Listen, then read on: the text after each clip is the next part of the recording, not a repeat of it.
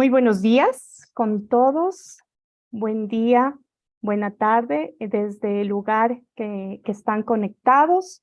La Cooperación Interamericana de Acreditación, IAAC, les da la bienvenida a este evento que se ha organizado como parte de la campaña global por el Día Mundial de la Acreditación, año 2023. El tema que se promueve este año es la acreditación apoyando el futuro del comercio mundial. Y ha sido la oportunidad de reunir hoy a expertos con alta experiencia de distintas partes del mundo que compartirán con nosotros las últimas tendencias en acreditación, nuevos esquemas de evaluación de la conformidad, desafíos y oportunidades para desarrollo e innovación, nuevas herramientas y métodos de evaluación, entre otros, solo con un fin: fortalecer la red de acreditación a nivel regional, afianzar las relaciones con miembros de la cooperación, reguladores y partes interesadas. Queremos resaltar de manera especial la presencia de la presidenta de la Cooperación Interamericana de Acreditación, Andrea Melo, la presidenta de la Cooperación Internacional de Acreditación de Laboratorios, Etty Feller, y el presidente del Foro Internacional de Acreditación, Emanuel Riva, quienes representan a estos importantes organismos que lideran la gestión de acreditación a nivel mundial.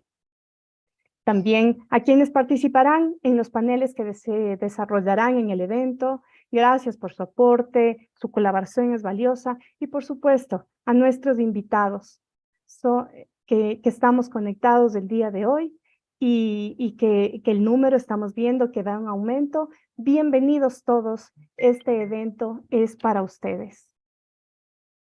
Antes de iniciar y dar las palabras de apertura, vamos a dar lectura a las instrucciones generales para que el evento se lleve de la mejor manera. Como ustedes saben, este evento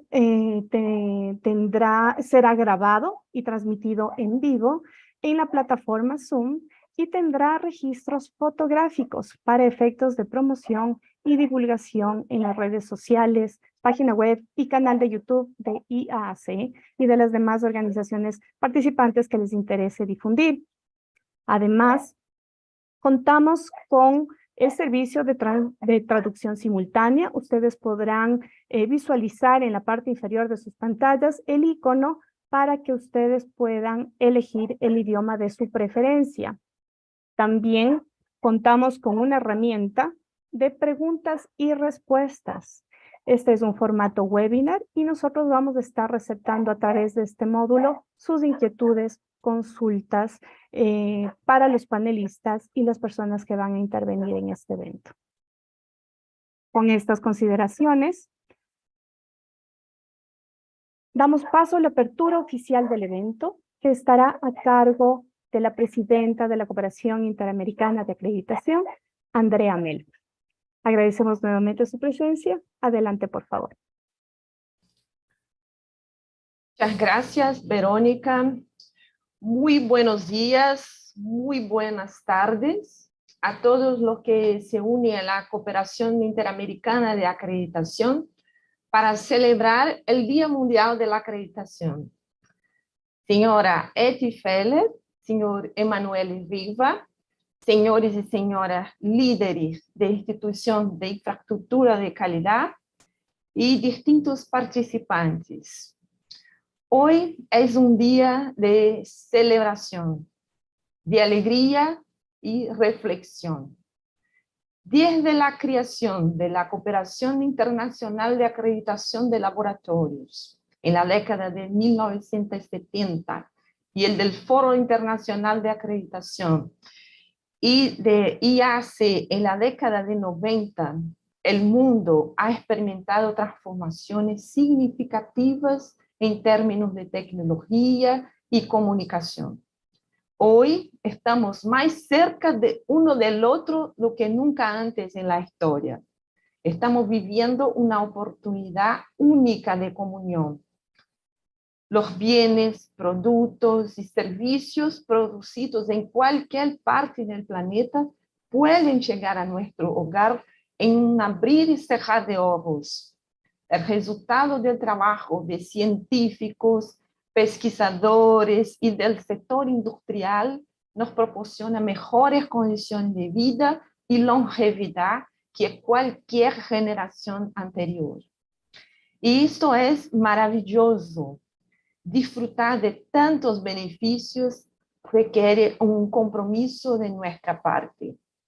Todos los que estamos involucrados con instituciones de infraestructura de la calidad, tales como la Cooperación Interamericana de Acreditación, el Foro Internacional de Acreditación, la Cooperación Internacional de Acreditación de Laboratorios, la Organización Internacional de Normalización, la Organización Mundial de Comercio, unido, estamos comprometidos a avanzar en nuestras áreas, persiguiendo la mejora de la calidad de los procesos y, en definitivo, brindar un servicio confiable, un servicio que mejora la vida de las personas.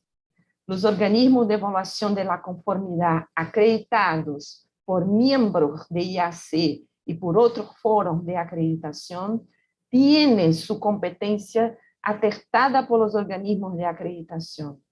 Por lo tanto, los resultados de ensayos, certificaciones, inspecciones y otras actividades de evaluación de la conformidad son confiables y pueden demostrar que bienes, servicios y productos producidos en cualquier parte del planeta son seguros para usar en nuestros países, en nuestros hogares.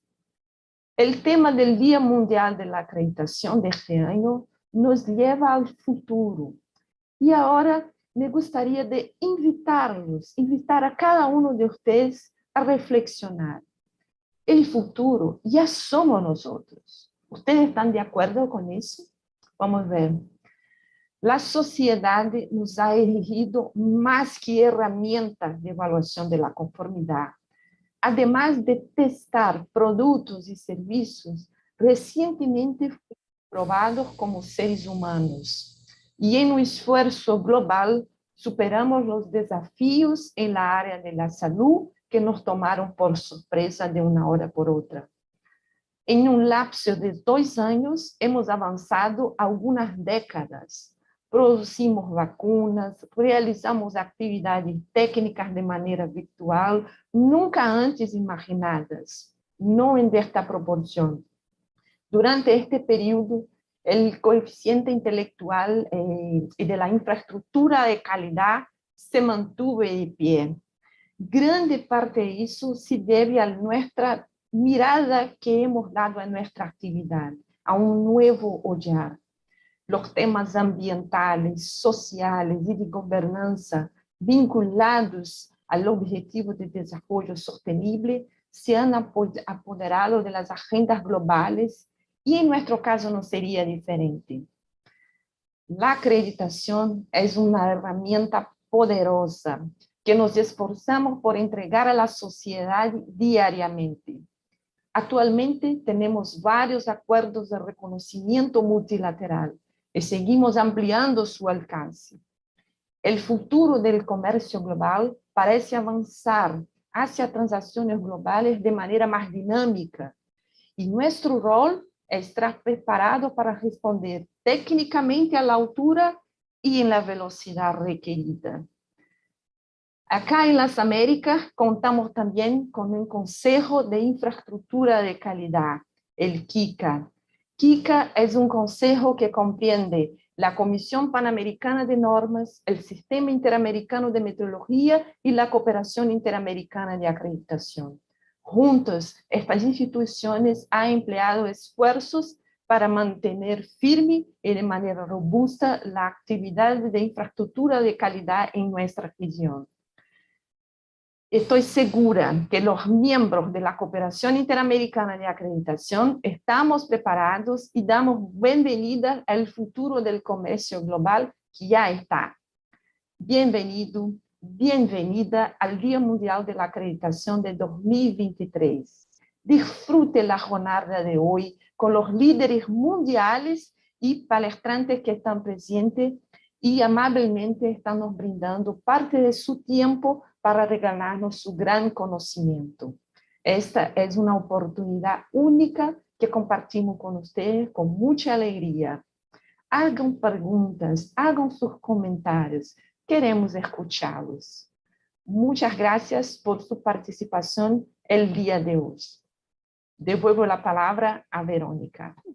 Muchísimas gracias, agradecemos sus palabras de bienvenida y a todos motivarles a que continúen acompañándonos en el evento. Promover la acreditación se ha convertido en una constante a nivel mundial.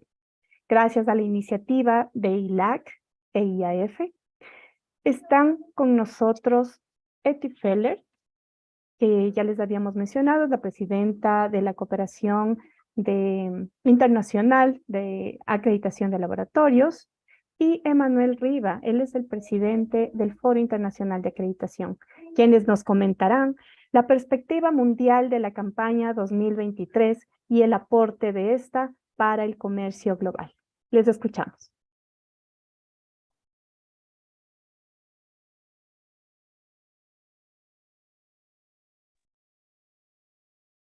Hello, everyone.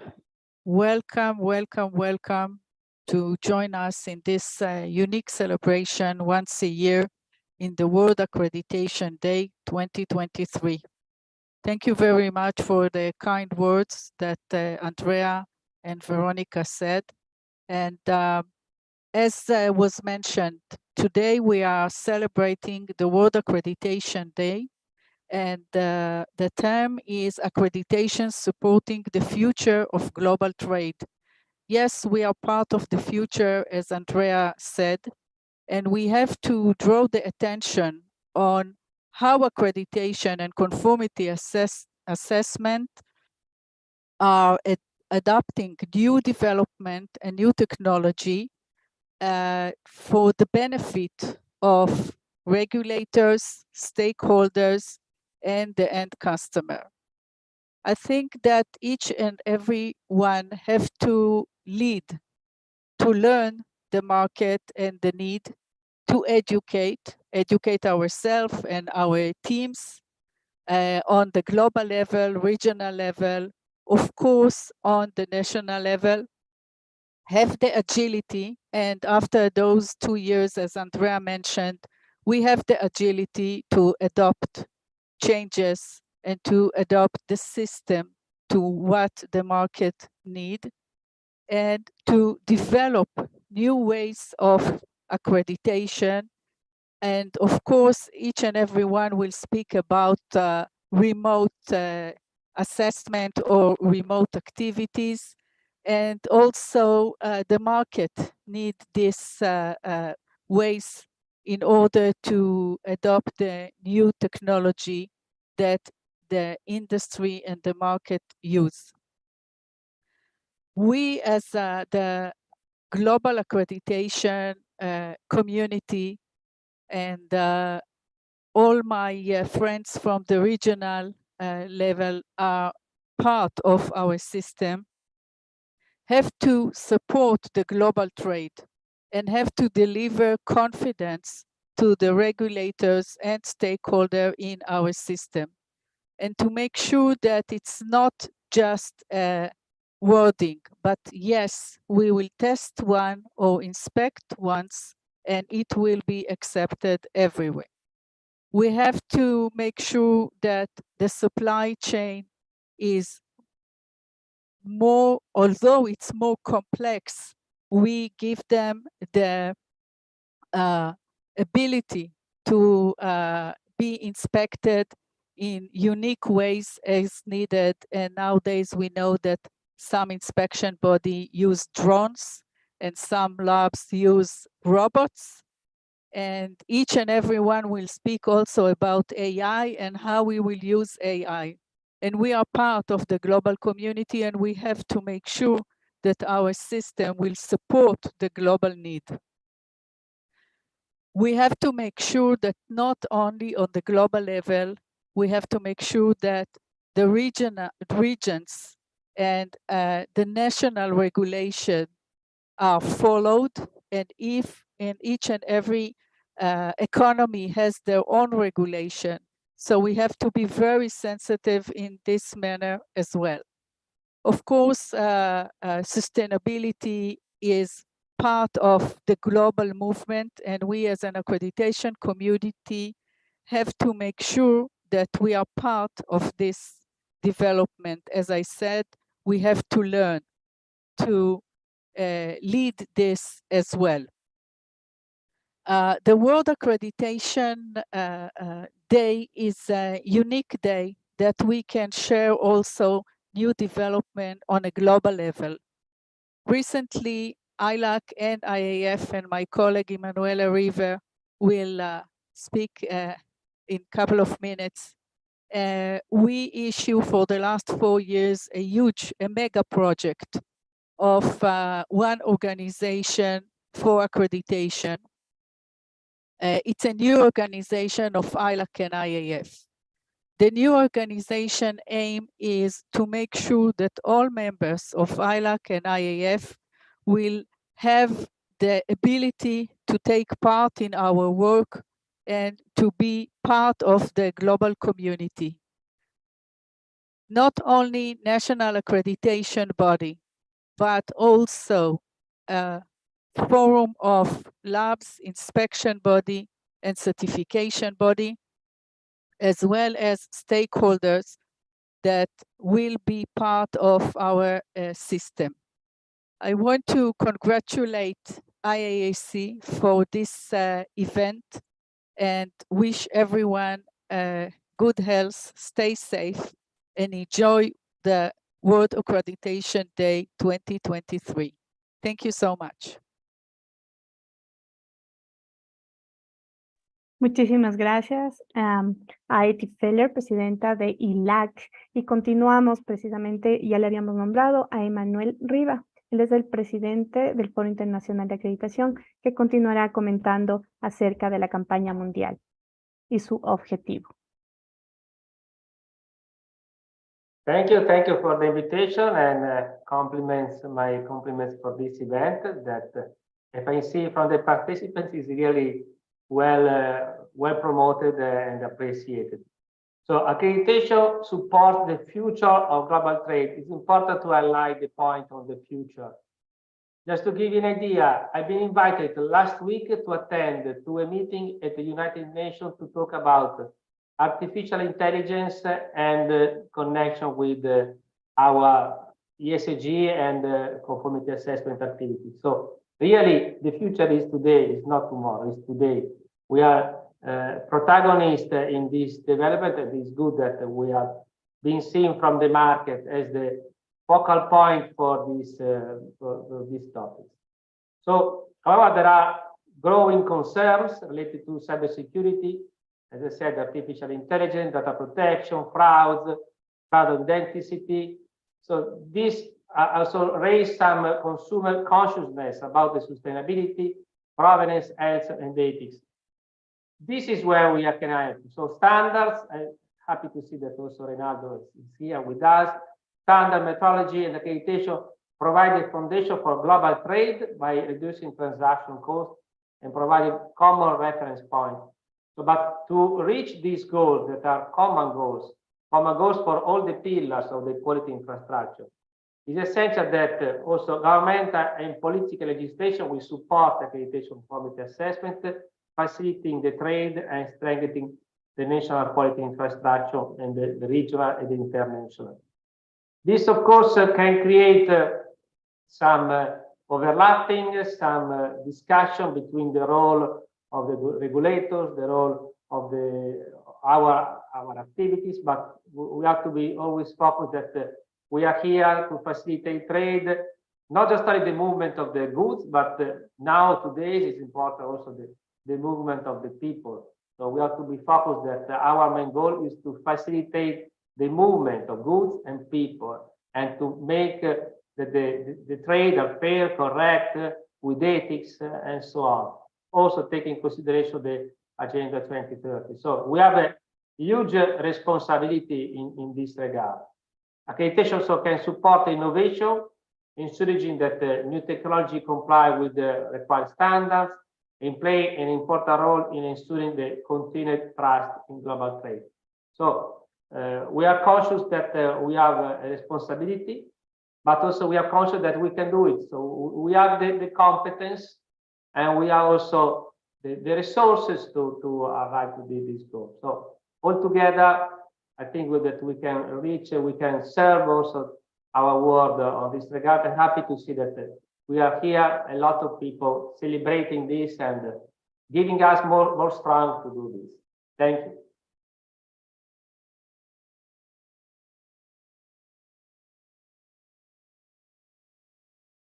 Muchísimas gracias la intervención de Manuel Riva. Para continuar, el trabajo y el esfuerzo que viene detrás de esta importante campaña se ha reflejado sin duda en las intervenciones de estos dos líderes de estas organizaciones que están trabajando por la acreditación. Como habíamos anunciado, hemos preparado dos paneles con temas de interés para ustedes. En este momento damos inicio al primero, que abordará cómo la infraestructura de la calidad se ha convertido en una herramienta clave para eliminar barreras técnicas al comercio internacional y un apoyo importante para cumplir las metas de los Objetivos de Desarrollo Sostenible para el Comercio. El moderador de este panel será Víctor Gandhi. Él es secretario ejecutivo de IAAC, quien ustedes ya conocen, y a quien doy paso para la presentación de los panelistas. Por favor, Víctor.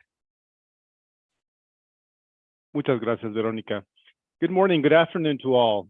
In this section, we are honored to have three speakers from our international partner organizations who will talk to us from their perspective on how quality infrastructure may be used as an international trade facilitation mechanism aimed at reducing technical trade barriers and also to help our countries implement SDG targets. Our first speaker, I'm proud to introduce Eric Wikström, who is the head of the Technical Barriers to Trade team at the World Trade Organization. The WTO is also a member of INET-QI, which is the International Network on Quality Infrastructure. As you may know, IF and ILAC are also members of INET-QI. Eric, welcome. The floor is yours. Thank you very much, Victor, and it's a pleasure to be here. Or be here. I'm in Geneva, so many greetings from Geneva, and it's also a pleasure to speak at this event where you're celebrating accreditation on this day. So my perspective in a few minutes that I'd like to give you is the perspective seen from the World Trade Organization, the WTO, in particular the work that is done on technical barriers to trade, or as we more often say, regulations and standards. So what is the perspective on quality infrastructure seen from this part, and in particular also accreditation, as you know, plays a very important role there. So I had just a few points on this, not necessarily completely interconnected, but you can always come back in the discussion and bring up issues that I raise. One point I wanted to make is that this concept still, I think, today to the outside world, when I see it here at the WTO, can be quite complex. So when we talk about quality infrastructure, it has happened when I bring it up with colleagues who works more generally on trade. They think I'm talking about bridges or roads, and I have to say, no, we're talking about a particularly different kind of area here. And to define the idea behind this, that we're talking about metrology, standardization, accreditation, conformity assessment, market surveillance, and I think one challenge for the area is to try to describe how all this architecture, which is the quality infrastructure, in a way which is quite invisible in some senses, supports international trade and why it is so important for international trade. But the fact that it is so technical sometimes makes that difficult, I think, at the general levels of the WTO. I think there is a much greater understanding today in general on those who work on TBT type issues, SPS, so standard two-factor statutory at the WTO, of what we're talking about, but not in all governments. And it's by no it's such a complex area, and every country does this a little bit differently. So I think there is quite a challenge to see how one can improve this across the board in very many countries. So that's my first point. It's simply to make that it's a complex subject, as you all know, and from outside, sometimes it may be a little bit impenetrable, and I think one has to try to make it more clear in terms of why this matters. So how can one do that? And that's my second point. And what do we mean by why is this important for trade? What I try to say in different contexts and talking to trade officials in the context of WTO is that in a way it's a bit like standards. You notice it when it's not there. There are often gaps. This is all about creating trust. And I think that was very well put by some initial speakers. It's a way of making sure that exporters and importers are comfortable or have trust in the products that are either exported or imported. So in a way, if you trust the machinery that's behind it, you will have more confidence in the products that are traded on international markets. So, and when you have international and global trade, where you have value chains that might be, or supply chains that might reach over several countries, have very many components, and they all need to come together into one product that is traded on international markets.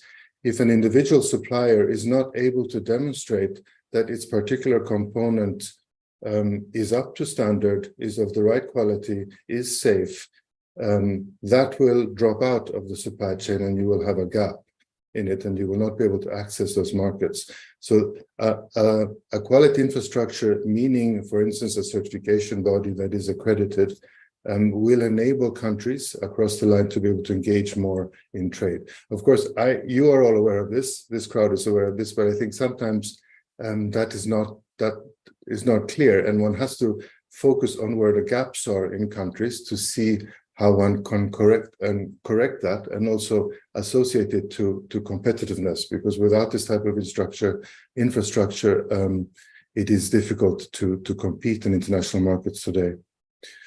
So I think the main second point I'm making here is that with respect to trade, in summary, the emphasis is that quality infrastructure supports confidence in trade. And this is in a way, confidence and trust is the currency of trade. You need that when markets are globalized and you have international trade among countries, producers and suppliers who are anonymous to each other. In the Iron Age, when we just had villagers who everyone knew each other, you didn't need that. But today it's quite different. In terms of what happens at the WTO, a third point, to me, the issue seen from the WTO, when things come to the TBT committee, the Technical Barriers to Trade Committee, we often see them because it's too late. So there is a trade problem. A trade problem has already arisen. So there's a trade concern. And we call these specific trade concerns and discussions. And one quite remarkable trend is that increasingly the trade concerns are in the area of conformity assessment. Not so much on the requirements, so you still have that, of course, but it's on how countries demonstrate that the requirements are met, whether we're talking about standards or regulations. And that is the centrality of conformity assessment in that issue. And here, while everyone can agree on the importance of QI in this context and on conformity assessment, there are many examples of how this can get tricky. Without going into particular countries or details, but from some countries have shed the light on how small companies, SMEs, sometimes may not have the backing or may not be able to access appropriate quality infrastructure in their home countries, and therefore cannot gain access to supply chains.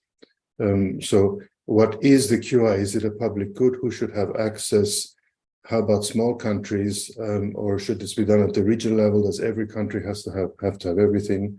That kind of debate has come up. In the context of the pandemic, there were a lot of issues that raised the importance of QI and accreditation. We saw situations where, for instance, masks need to be produced quickly in Kenya. And during that time, we saw examples of how the right standard had to be found to do this. And you'd have to have the right tests, the right standards the right standards to do it, and also the right infrastructure to be able to demonstrate compliance. In South Africa, there were winemakers that switched to sanitizers, and you had dress and textile producers that began to produce PPEs instead. And you had very quick cooperation between China and EU in the area of accreditation with respect to medical supplies. This all went quite quickly in the pandemic period. So it shows that there is some room for making facilitating conformity assessment in this area. At the height of the pandemic, almost 40% of all COVID-related notifications in the WTO were TBT notifications, so technical barriers to trade notifications. And many of them were about finding ways to facilitate trade, where conformity assessment was very much at the forefront. And this had to do with, like was mentioned at the beginning, remote technology, electronic certification, and how one could unilaterally recognize, etc. But all of that said, the tensions that we have seen, which was my third point here, that we see at the WTO, they put a light on the need for getting the underlying architecture in different countries straight.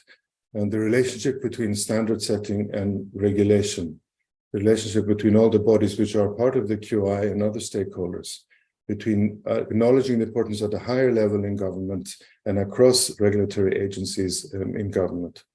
And very quickly to wrap up, if we look at what's next and on the horizon, the TBT committee now is looking at guidelines for conformity assessment that should make the use of different types of conformity assessment procedures in different situations, when the risks are different, easier for regulators to decide on. So that's one thing that's being looked at.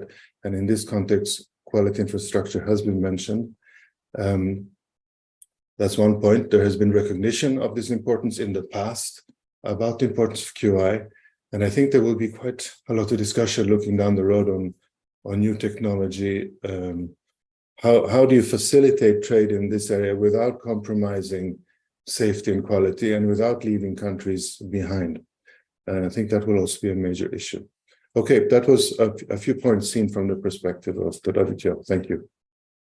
Thank you. Thank you so much, Eric. Very interesting remarks. And I just wanted to let the audience know as well that we will have a Q&A session at the end of this block in a few more minutes. And please go ahead and send them through the chat. We certainly share your thoughts, Eric, on getting the message of the importance of QI in a very simple, clear, understandable way to the decision makers, to the consumers. So building on this thought of spreading the message, our next speaker will now talk to us and give us his message on the importance of standards. Allow me to introduce Reynaldo Figueiredo, who is currently serving as the chair of the ISO's Committee on Conformity Assessment, ISO-CASCO. Reynaldo is also the vice president of Conformity Assessment Strategy in ANAB, which is an accreditation body that is a member of IAAC. Reynaldo has been involved with IAAC since its creation. In fact, Reynaldo was the first chair of IAAC, so we consider him one of our founding fathers, so to speak. Reynaldo, the floor is yours.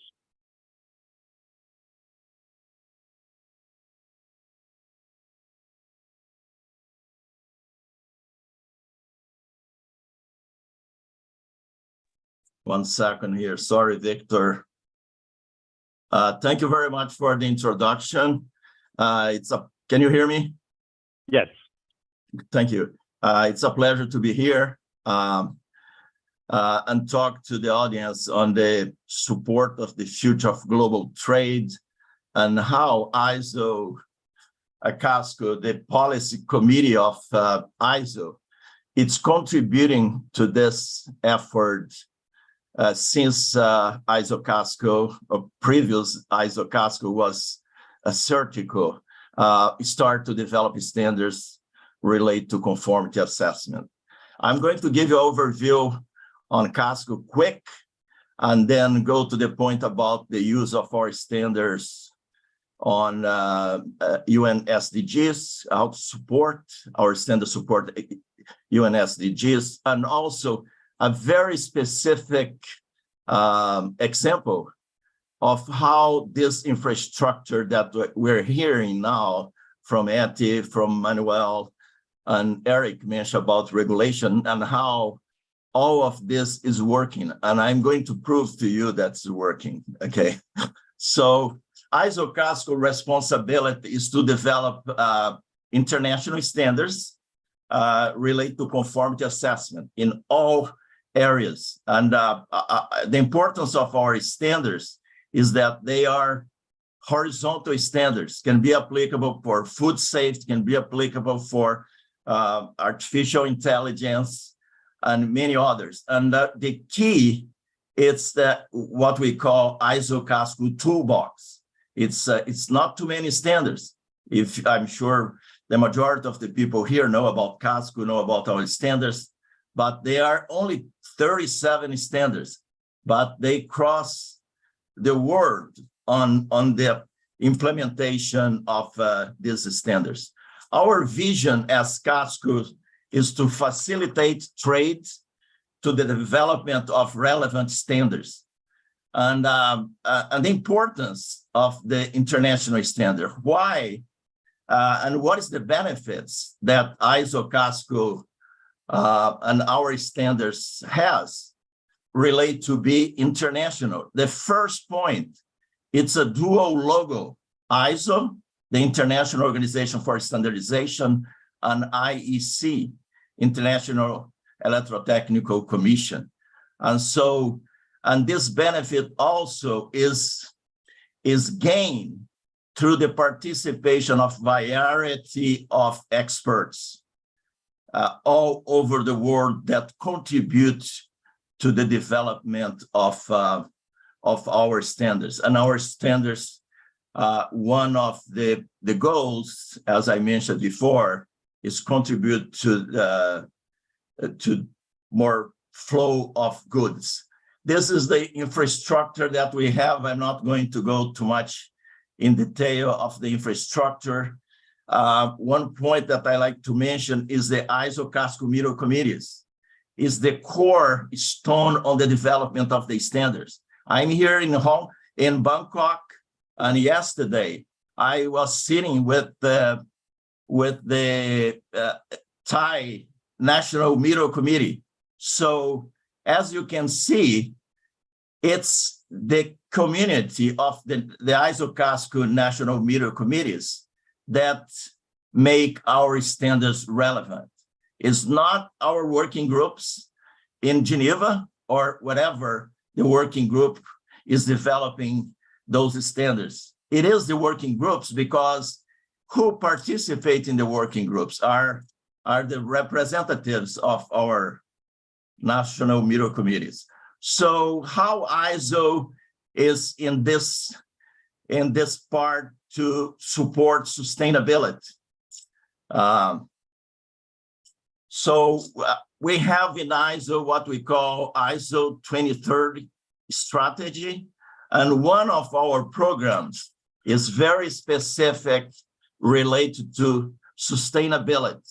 And ISO is putting a lot of effort on climate. We also have our, it's called London Declaration. And we develop, as ISO, we develop a document that you're gonna see the title, and how you can obtain this document is to develop methodology in terms of net zero. So in those efforts, we're tackling climate change, some specific sectors that create more pollution, and you can see the UN SDGs that are relate to climate and also relate to diversity and inclusion. So in the London Declaration, the three pillars is first is to develop standards that is going to support to reduce the problems that we have today in terms of pollution and problems in terms of climate change. I'm sure if I was in DC area, because I live there, I would see the consequence of some disaster that happened up north in the US. The other point is about the strategic partnerships. We need to do these partnerships with WTO, with UNIDO, with ICO, UN, and the environmental programs. So ISO also and ISO Casco is in this effort to do these activities. And we need also to put our words out there for the companies, for the small, medium companies to understand and also to be able to participate in this effort and implement our standards. Here you have a series of three main challenges that we have, and ISO is tackling this challenge to development of standards to support it's called national standardization bodies and SBs that need support. And we have a specific committee that's called DEVCO that support developing countries. So regarding the net zero, we have a guidelines, and this guideline was produced in record time, was 1 year, was less than a year that ISO, with the effort of the volunteers that participate in the development of this document. And also this is more specific in Casco. We have a committee in Casco that developed this brochure about circular economy, our strategic alliance and regulatory group. And you can find, if you Google just the title, you're going to go in our homepage. And this is the focus on this document is how conformity assessment can be applicable to circular economy. So here is some examples of the standards that we have in the toolbox, and you can see in the side the related SDGs that our standards are actually being implemented everywhere in the world today. So here also is some examples that I mentioned about some programs, some voluntary programs. This is also important because not all conformity assessments are regulated.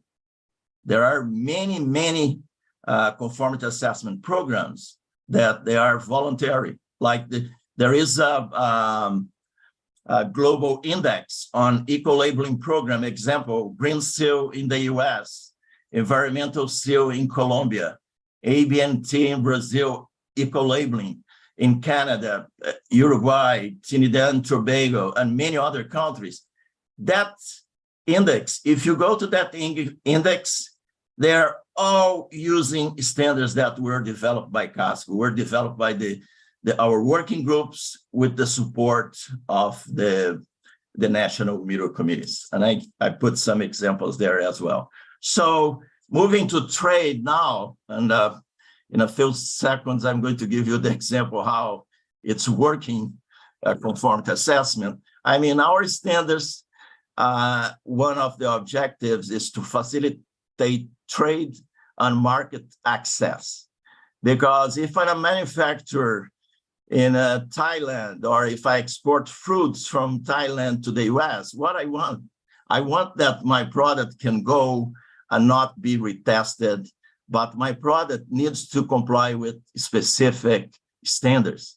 So, and our standards in Casco facilitate that link between the standard, the specification, the test, the inspection, the audit. And there is a need to have an optimization of the infrastructure, like all the regional corporations. For accreditation bodies, the international forums and international cooperation on this area use our standards. So just to adding here, our Casco toolbox support the multilateral recognition agreements. They are reference standards in the in the legal framework. I mean, there are many examples on how our standards are used in the legal framework. So this is the example that I'm going to give it to you. I like to give this example because it's a real world. Why my cell phone? I'm here in Bangkok and my cell phone, I can call everywhere. If the response is, there is a multilateral recognition agreement, it's called MRA. It's APAC, Asia Pacific Economic Cooperation. Tell MRA, phase 1 and phase 2. Phase 1 is just testing.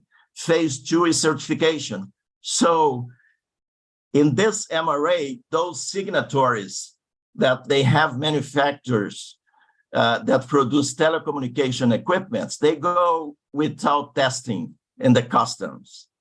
And in addition to that, those MRAs that I mentioned, they use the ISO Casco toolbox. And I gave other two examples, is the US and the EU MRA for telecom and bilateral with Japan.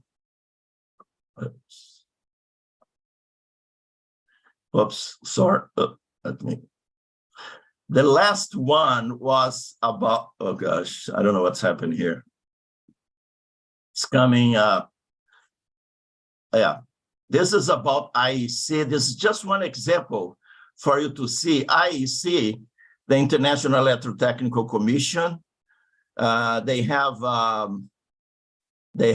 some certification schemes related to product. And you can see some numbers there. They have 12 schemes. They have a number of service and number of certificates that are issued by those CABs, those conformity assessment bodies that are under this program that are developed and managed by IEC. As you can see, how that impact the global trade, 15% impact in the areas that they are linked with. It's more than $3 trillion annual US dollars that are in this topic. So just to conclude here, our standards our process are based in transparency, openness, collaboration, and the most important is neutrality, because our standards can be used by all types of conformity assessment. If I'm a tiny farmer that I produce organic products and I want to self-declare that my small farm is in accordance with the standards, we have the solution to that need for that small company. So thank you very much, Victor, again, for inviting Casco to participate in this event. Thank you. Thank you, Reynaldo. Thank you so much for your presentation. Very interesting. I also I'm always reminded that we have the availability of using the ISO Casco toolbox, which is some very useful information. It's directly related to our work in accreditation, conformity assessment. So all this, I think, is very interesting to have firsthand, to learn it firsthand from you, learn all the topics that ISO Casco is handling and is involved with, particularly to promote international trade. And now moving on to our next speaker, we have David Tomlinson, who is the Associate Technical Expert in the Directorate of Technical Cooperation and Sustainable Industry Development at the UNIDO, which is the United Nations Industrial Development Organization. IAAC has enjoyed a strong relationship with UNIDO over the years, and so we look forward to continuing this cooperation, and we invite David to provide his presentation. David, the floor is yours. Thank you very much. First of all, let me say on behalf of my chief, Mr. Stefan Kaiser, we really appreciate the opportunity to be here to support the IAAC and also in general to do our part to support the development of quality infrastructure globally. Also, as a metrologist myself and a Caribbean national, it's nice to even virtually be back in the region where I'm from. So supporting the Americas, thank you very much on a personal level for that too. I think looking on the panel and the distinguished guests that you have here, I thought to take a look more on the human aspect of what we do, because quite often, I'm sure that the other presenters will be very technical and offer some really interesting insights into more of the technical development of what's happening. But I wanted to take some time to just look on how QI impacts trade, yes, but impacts us as humans, because everything we do has an impact, right? Even though the SDGs have these 5 pillars, really all it is about is us in terms of how we use the planet, how we develop as a society, how we link together, and the peace that we really want globally. So in the first side of things, looking on impact on trade, economists will tell us that international trade happens when excess supply in one country, country A, meets excess demand, right? And if you're like me, who's from the Caribbean and lives in Vienna, sometimes that means zero supply meets your demand, right? So wanting something as simple as a mango in Europe can be a challenge, right? And within that demand, this very theoretical, mathematical, economic concept is a desire to have something satisfied. You have a desire, you want it satisfied.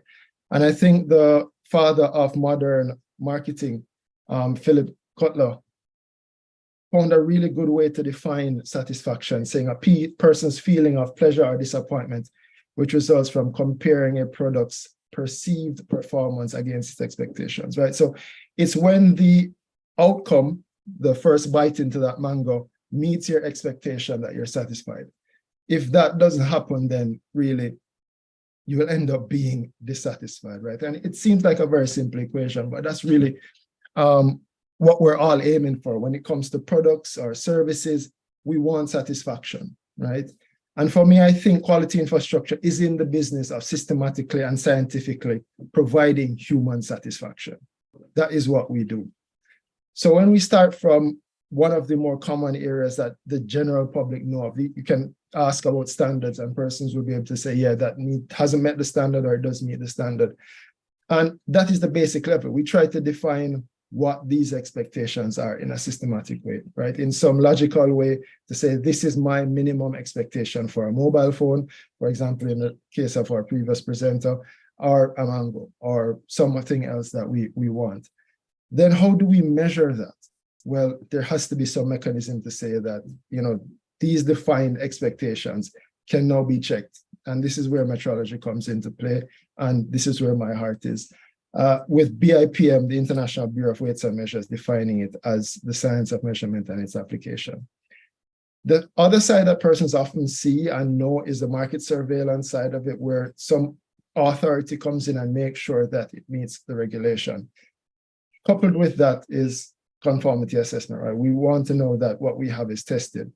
But what we're here celebrating is accreditation.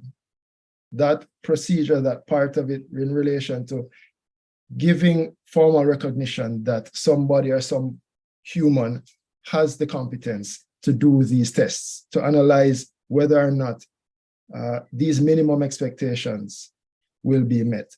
And quality infrastructure for me is that mechanism. We can be very technical, and I find quite often, even as metrologists, we get very, very technical in topics. But that's really what we're trying to do, to find a way to ensure human satisfaction in the things we do.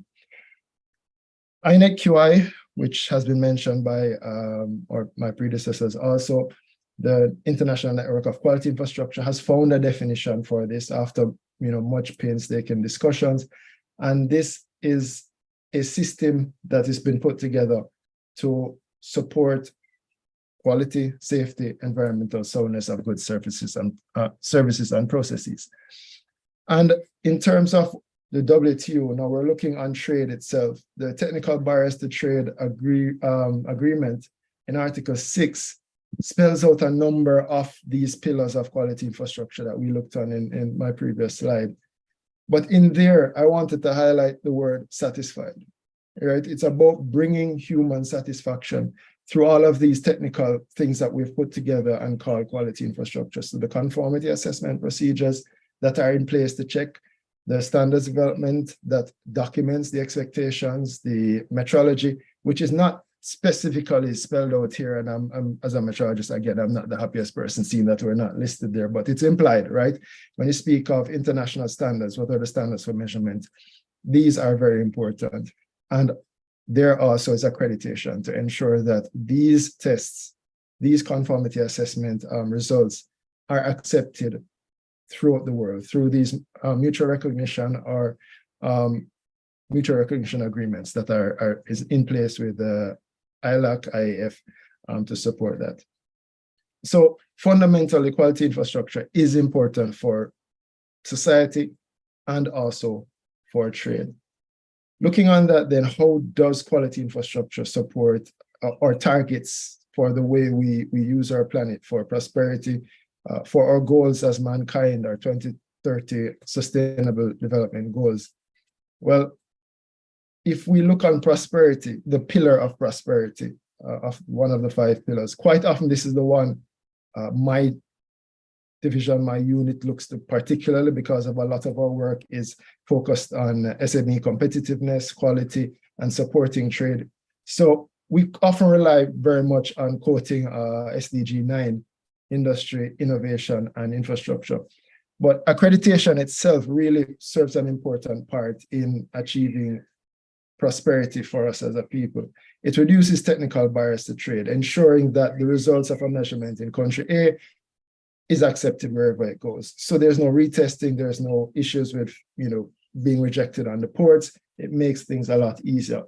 Also, those who are involved in international trade now can be confident, can trust the products that they receive, can trust even services that you get, that it's at a particular level, right? It also helps regulators to know that the results that come from these labs can be trusted. I don't have to second guess it. And finally, at the consumer level, I can be confident when I pull a product from the shelf, it's not going to harm me, it's going to meet my expectations. Then in terms of the pillar on people, I mean, it's weird to see that we've detached it, but because everything we do is really about people and about us and how we use things, or how we, affect things and our environment. So accreditation helps to protect us, right? These products are trusted, they have met the minimum requirements, especially for our safety, for our health. And then there's also the fact that we can trust health measurements. This is also something important because our doctors rely on this for diagnosis. So if we cannot trust the measurements themselves, then how am I sure that I have the correct diagnosis? An important part that accreditation also plays is in gender equality, right? And we don't often think about this at the forefront, that this is an important part, but accreditation provides objective measurements for how something performs, the competence of a person. It's not based on gender, it's not based on what you look like, it's these objective results. And this really helps in terms of taking out a bit of the subjectivity and the bias that we as humans could have in what we do. Then in terms of our planet, measurements are playing an important role to see how we are impacting the planet with our usage as humans. And also it helps us with other systems that have been set in place, for example, with carbon credits and different monitoring systems that we also use. And also, importantly, allows governments, allows regulators, allows bodies to be able to define, develop policies to help us to better manage the way we use our planet. UNIDO as an organization, quite often you think of UNIDO in terms of technical cooperation. It's a large part of what we do. We support countries towards developing a number of systems, one of them being their quality infrastructure, which is the unit I work within. But also an important part is the role we play in supporting the technical organizations that have this mandate, your BIPM, IAF, IAAC, ISO, IT, all of these organizations. And being part of INET QI is very important to us, because there we actively contribute to the human body of knowledge and all that happens with recording our development in this area of QI, but also pushing forward with new areas such as digitalization as a result of the fourth industrial revolution. So in addition to just our part within IAAC QI, we also produce a number of public goods which are very important to us. One of them is our laboratory network, LabNet. This is available on our website, on our Knowledge Hub. If you want to just scan right there, it will take you directly to our Knowledge Hub. What we're trying to do is create a database of CABs so that persons have international access to it. I know that a number of lab associations, for example, have their own databases for labs within their region. And this is currently supported by SECO, Swiss, and also Finland. And at present, we have 1,246 providers listed there. We are making a renewed push now after doing some work on languages to increase this number, right? To support also other lab associations or other groupings internationally to be able to promote their laboratories, to give also easy access to persons looking for testing services. It could be that someone in a country does not have a particular service, CAB service that they need, then they could use LabNet to be able to find out where is a suitable provider for them. This is also being worked on as we speak, so we're trying to improve it. So anyone interested, please reach out to us. We'd love to have you on our network to help to spread the message of QI. The other tool that we have recently developed is our Quality Infrastructure for Sustainability Development Index. This tries to assess a country's QI in relation to SDGs. This we have a number of publications on. The current results were developed with our partners from IAAC QI, taking surveys, taking publicly available data, but we want to improve on it. For us, it's important because it gives us a baseline for technical cooperation projects. So we can say that this is where we started, and then with support, they move to another greater point on the index. But it also means that since it's our platform, we're going to have to constantly update the data as countries progress. So that's something we're also actively working on now, to update the data and to improve the index based on our learning from just developing it. So the index, you can look by QI category. So in the top right, you see accreditation. And I just took Brazil as an example from what is on our index. You can also explore the rankings in terms of accreditation by region, for example. So I took the Americas, Latin America, to see their, what from our index, how the countries rank in terms of accreditation. Then also another important public good that we work on very often is publications with partners such as ISO, IAF, BIPM, OML, and make these available. So particularly in the era of digitalization, we know QI is changing and is reacting to all of these changes, especially AI, I think is really pushing us and amazing us at the same time. But then laboratory policies, things like how we reacted during COVID-19 to remote assessments, documenting that and how that has changed our lives really and evolved how we operate. So these are also an important part of what NUNIDA does. So without further, continuing too long, just like the same conclusion that quality infrastructure is important for our lives. Right? It's important for our planet, it's important for our well-being as humans, and it's also important for our economic growth and our prosperity. And this is in line with UNIDA's 3 priorities. We had a new DG come in Director General come in 2021, and having the priority focus on the human aspect of it, right? Or how we affect people, how we affect climate and limiting climate change, ending hunger, and then supporting our supply chains. So these 3 critical P's that we look on, hopefully thereby impacting peace and partnership. But I'd like to thank you all very much for the time. I also would direct everyone, if you'd like to look on our Knowledge Hub, that is where all of our public goods are stored, all of our publications, our tools, it's all accessible there. You can just scan the QR code and it will take you there. Thank you very much. Thank you. Thank you so much, David. Thank you for your remarks and bringing this human element into the discussion by highlighting the importance of satisfaction, trust, confidence in our QI systems that will certainly meet that objective of meeting the needs of the consumers, of the people. It's very important, all the initiatives that UNIDO is doing.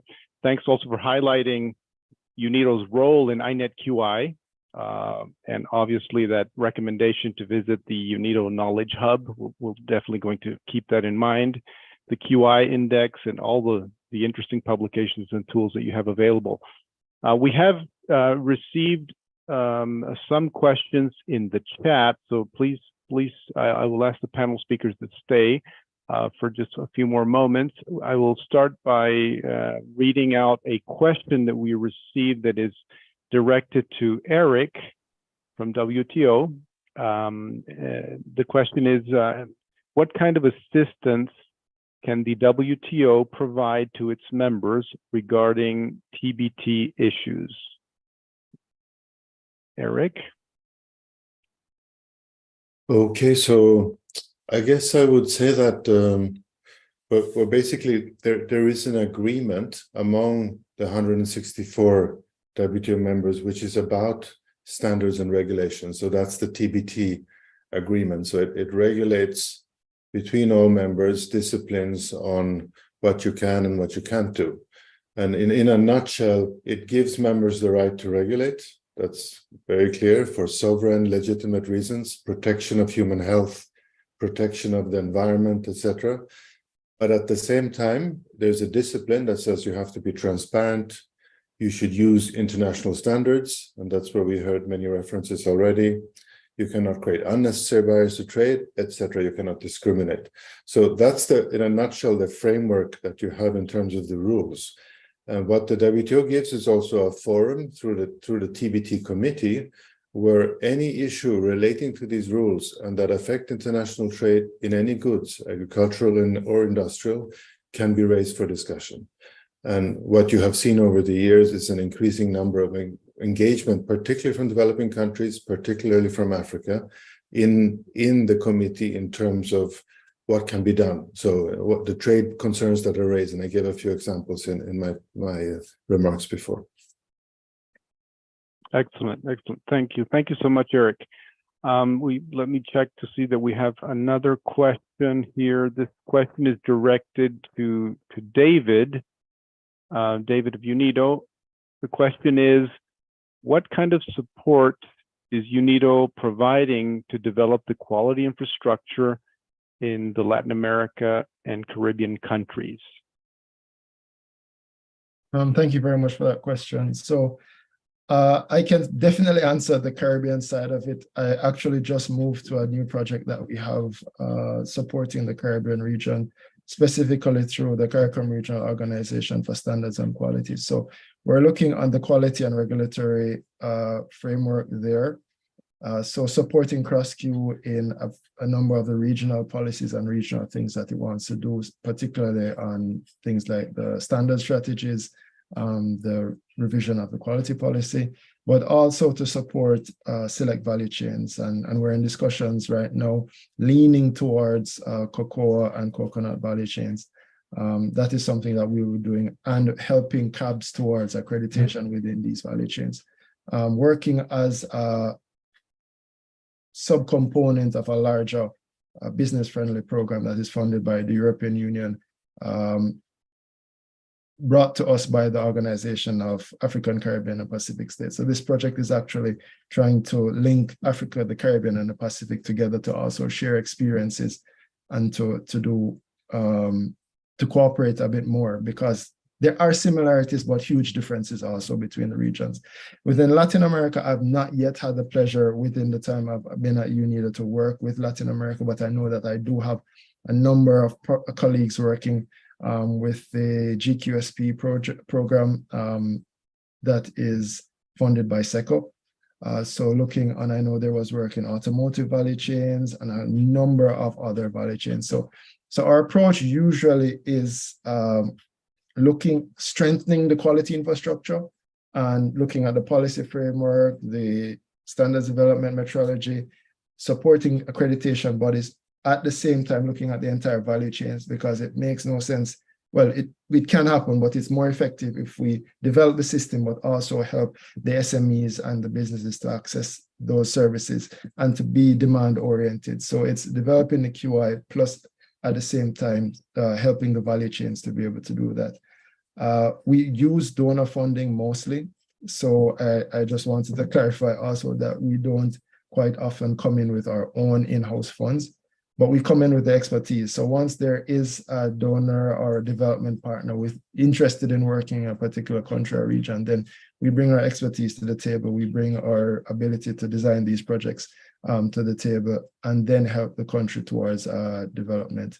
We're also looking on right now through this project on investments in QI, which I think is important, and a discussion we need to have in a number of developing countries. How do we have these PPPs, public-private partnerships? Because sustainability is also a concern. So that's something we're also actively working on. But thank you very much for the question. Great. Thank you, David. I think our colleagues from the Caribbean will be very excited to hear about this ongoing work. We have another question. This question is directed to Reynaldo Figueiredo. And the question is, when accreditation standards are being revised, how can accreditation bodies provide input to CASCO, to ISO CASCO? Yeah, thank you, Victor, on this question. The channel to participate in CASCO, as I mentioned, is the National Mirror Committee. You need to see in your country the national standardization body, and many of them in Latin America and in the Americas, they have what we call ISO CASCO National Mirror Committee. You need to approach them and request them. And first, you need to participate in the National Mirror Committee, and then they are going to nominate you to participate in the working group on CASCO, and more now, because of all we went through, all the CASCO meetings, including plenaries, it's going to be hybrid. So the opportunity is there, the door is open to participate in our work. Thank you, Victor. Thank you so much, Reynaldo. Thank you, Eric, David, Reynaldo, for your participation in this panel. We will be asking you later on if we can share your information with the audience. Again, thank you so much for your participation, and we will continue with the program. I will pass the floor to Verónica. Muy bien, muchísimas gracias, Víctor, y a los panelistas por sus excelentes intervenciones. Continuamos con el segundo panel de este día, que nos permitirá conocer cómo la acreditación y los acuerdos de reconocimiento internacional generan confianza en reguladores, gobiernos, sector privado y otros, para el desarrollo de las economías y abrir nuevos mercados. Como moderadora nos acompaña Cristín Fernández, de la entidad costarricense de Acreditación, quien hará la presentación de los panelistas que tratarán este tema. Adelante, Cristín. Gracias, Verónica. Vamos a tener, como indica Verónica, el segundo panel, ¿verdad?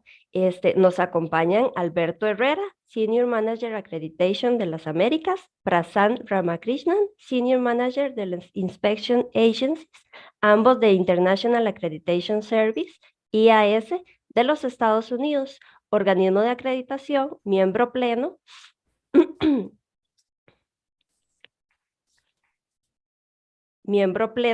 de IAAC. Yasmín Bautista, gerente de laboratorios de la entidad mexicana de acreditación, EMA, de México, que es un organismo de acreditación signatario de los acuerdos MLA de varios alcances. José Miguel Choque, responsable de la acreditación de laboratorios de la Dirección Técnica de Acreditación y Metro de Bolivia, que es un organismo de acreditación miembro pleno que se encuentra en proceso de evaluación para ser signatario del MLA de IAAC. E Israel Teixeira de ABRAP, de la Asociación Brasileira de la Evaluación de la Conformidad y presidente del Comité de Partes Interesadas de IAAC. Bienvenidos. Vamos a iniciar y quisiera consultarle a Alberto Herrera, desde su perspectiva, cuáles son los retos globales en el comercio internacional y cómo puede ayudar la evaluación de la conformidad a superar estos retos.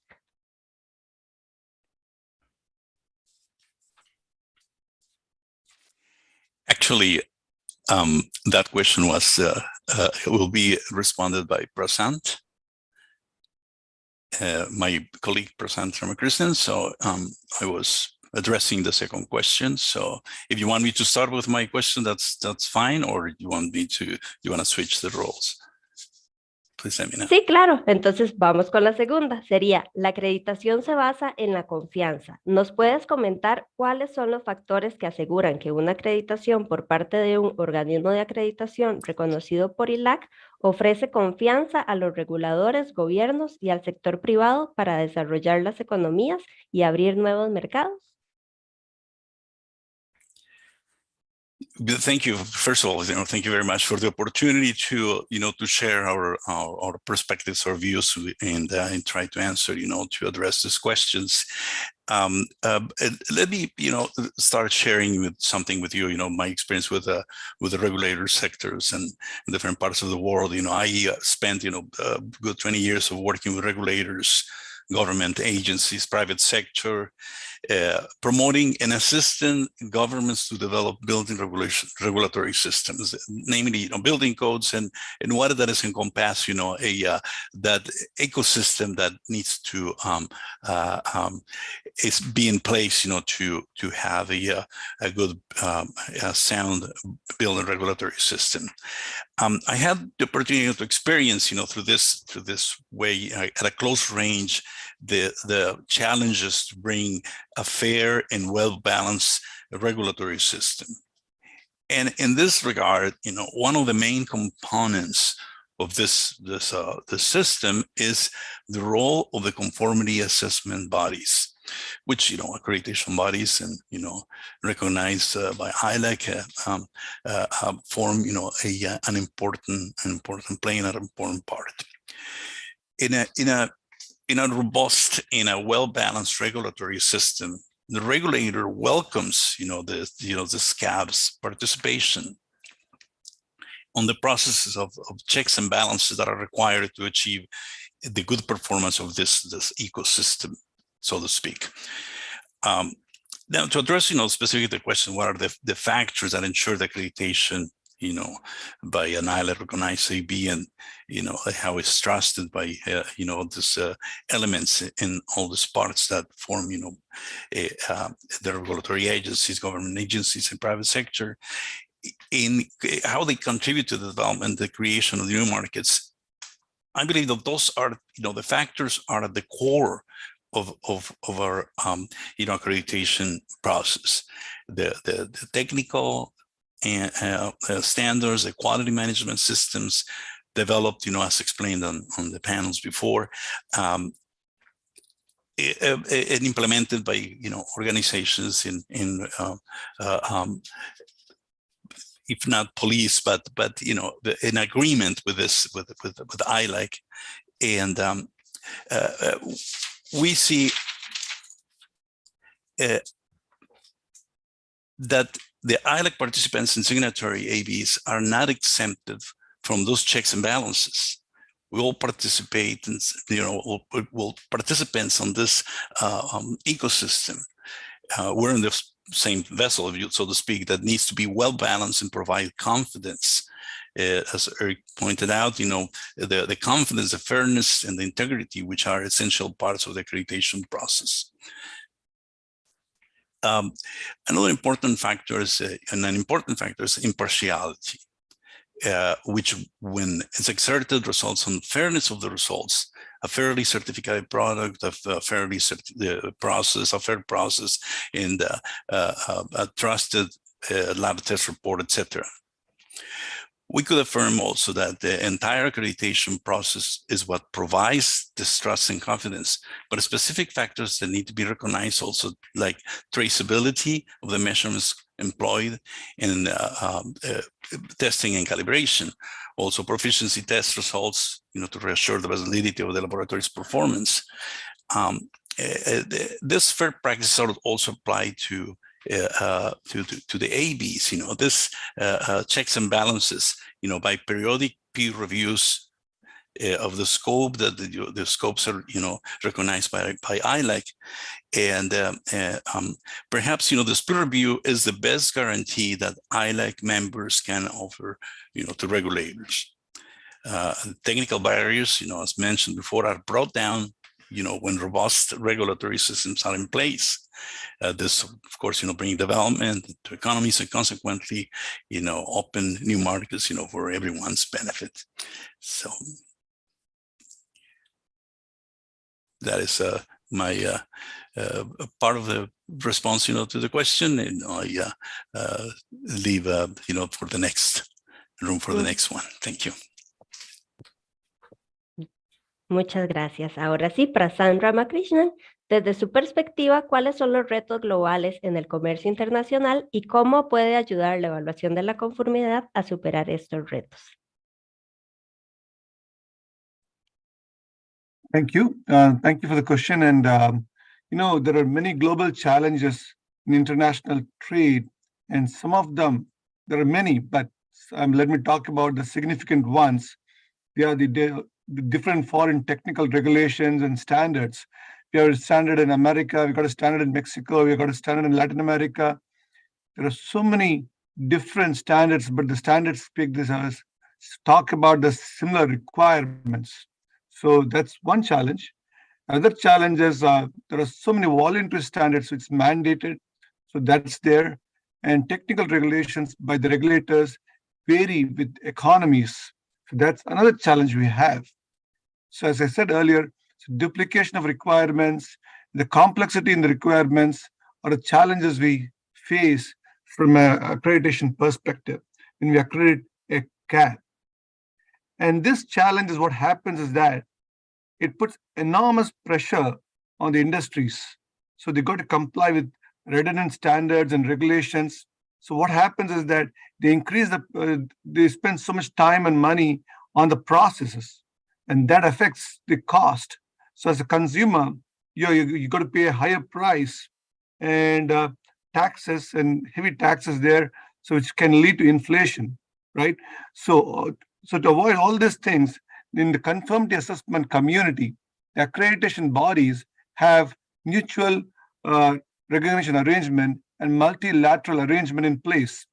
This mutual recognition arrangement and multilateral arrangement based on IAAC and IAF have got significant advantages. Meaning, for example, there's a test lab which is recognized by, for example, by IAS, and IAS being a mutual signatory of IAAC.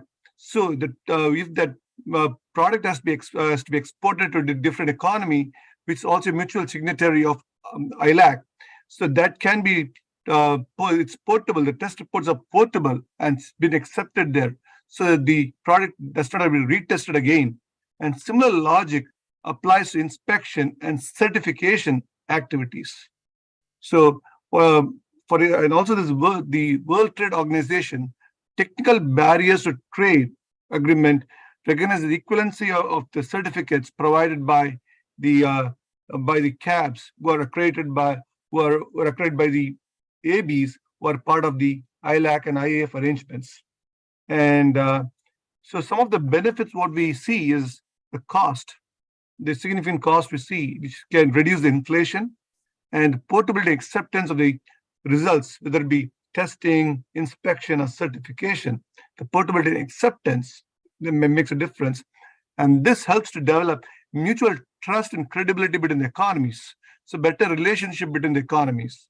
So that's one thing. And one more thing I also want to add is there are some developing economies where there's a need for standardization bodies, accreditation bodies, and the conformity assessment community who are already established leaders in accreditation. We work with them and try to help them develop an accreditation body for their economy.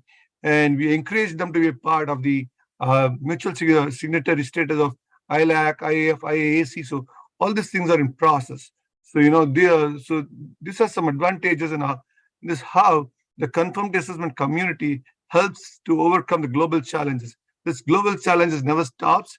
You see new global challenges, the technologies, artificial intelligence, chat GPT, and so many new emerging technologies. So all these things still we keep working through. That's why we keep revising our conformity assessment standards periodically so that we stay in alignment with the current developments and technologies. Thank you. Muchas gracias a Alberto Herrera y Prasanth Ramakrishnan de International Accreditation Service. A continuación, invitamos a Yasmín Bautista, gerente de laboratorios de la entidad mexicana de acreditación EMA. Y queremos consultarle a Yasmín cuáles son los beneficios y las ventajas para los organismos de evaluación de la conformidad de acreditarse con un organismo de acreditación signatario de los acuerdos de reconocimiento multilateral de IAAC, ILAC e IAF desde la experiencia del EMA. Bueno, muchas gracias. Primero que nada, quiero agradecer a la Cooperación Interamericana de Acreditación por la invitación a compartir la experiencia de EMA en el sector agroalimentario y cómo nuestra tarea como acreditadores pues contribuye al futuro del comercio mundial. Bueno, como lo hemos estado viendo desde el inicio de esta jornada, hoy más que nunca pues toda la economía mundial depende en gran medida de todos los procesos, productos o servicios que se están comercializando tanto de manera local como internacionalmente. Y bueno, el sector agroalimentario pues no dista diferente y debemos garantizar pues la seguridad y la inocuidad de todos los puntos de la cadena suministro que se tienen o con los que se cuentan, ¿no? En cada uno de estos puntos, garantizando pues la seguridad alimenticia. Y bueno, cada vez nosotros como consumidores también buscamos que todas nuestras necesidades y expectativas que tenemos pues se cumplan.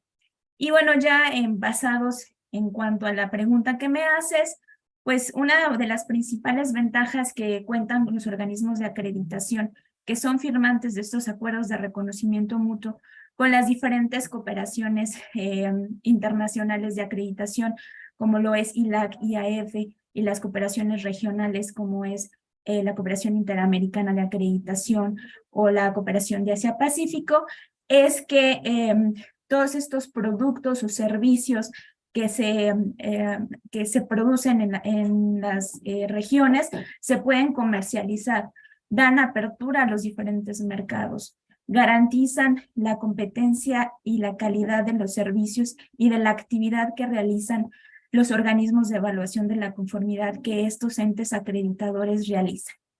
Es decir, pues es una herramienta para abrir libre comercio, apertura de mercados, entrar a nuevos mercados, tener una mayor competitividad.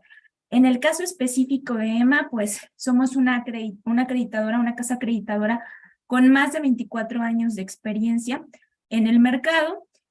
Somos firmantes de los acuerdos de reconocimiento mutuo de la Cooperación Internacional de Acreditación, de laboratorios ILAC y del Foro Internacional de Acreditación. En los esquemas que ofrecemos, también somos parte y somos firmantes de los acuerdos de reconocimiento regionales con la Cooperación Interamericana de Acreditación y la Cooperación de Asia-Pacífico. Y bueno, ¿qué hace o qué garantiza que los organismos de acreditación cuenten con estos acuerdos de reconocimiento mutuo? Pues que las actividades que realizan de acreditación son equiparables, que son realizadas de manera competente y confiable, y que todos los organismos de evaluación de la conformidad que son sometidos al proceso de evaluación y acreditación, pues garantizan precisamente esa competencia en la actividad que realiza. Es decir, que si estamos hablando de un organismo de inspección, que los dictámenes que están emitiendo, pues llevan toda la salvaguarda necesaria que se requiere para entrar a ese país, como el caso que comentaba mi compañero anterior, en el caso de los laboratorios de ensayo, que los informes que están presentando sobre un alimento, sobre un producto, pues cumplen con la normativa o la regulación nacional o internacional que se pretende, ¿no? Y bueno, es un beneficio para todos estos organismos de evaluación de la conformidad que están con un organismo de acreditación reconocido, porque le da la apertura a poder entrar a más de 100 países en donde estos acuerdos están funcionando el día de hoy. Yo quiero compartirles que en este marco de la celebración del Día Mundial de la Acreditación en EMA, pues estamos muy contentos, pues porque ya sumamos más de 7,600 acreditaciones en los diferentes esquemas que ofrecemos. Y bueno, como todos mis compañeros en la región y los organismos que estamos trabajando bajo estos esquemas de reconocimiento mutuo, buscamos siempre la mejora continua. Estamos ávidos y buscando, siempre implementando, buscando nuevas alternativas y buscando cómo apoyar a los organismos de evaluación de la conformidad que se acreditan con nosotros, dándoles una herramienta que permita poder ser a nivel, en este caso México, ser más competitivos, poder demostrar y poder exportar los productos, en todo ello en materia del cumplimiento de las regulaciones, tanto nacionales e internacionales, y ser precisamente esa llave, esa herramienta para poder eliminar estas barreras al comercio. Pues muchas gracias. Gracias, Yasmín. ¿Nos podrías comentar las experiencias que tiene la entidad mexicana de acreditación con programas en el sector agroalimentario de México, por favor? Claro que sí. Bueno, pues les comparto que en México, en el sector agroalimentario, es uno de los más importantes a nivel nacional, ya que pues tenemos 14 tratados de libre comercio con más de 50 países.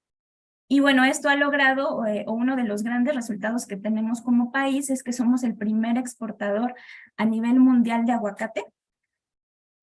Nuestros principales mercados en este ámbito pues son Estados Unidos, Japón, Canadá, China. Y bueno, también tenemos un impacto grande en cuanto a la exportación de frutas y hortalizas, como productos como la papaya, el limón, los berries. Y bueno, qué decir del sector de la ganadería, ¿no? También somos productores y exportamos diferentes tipos de carnes a nivel mundial.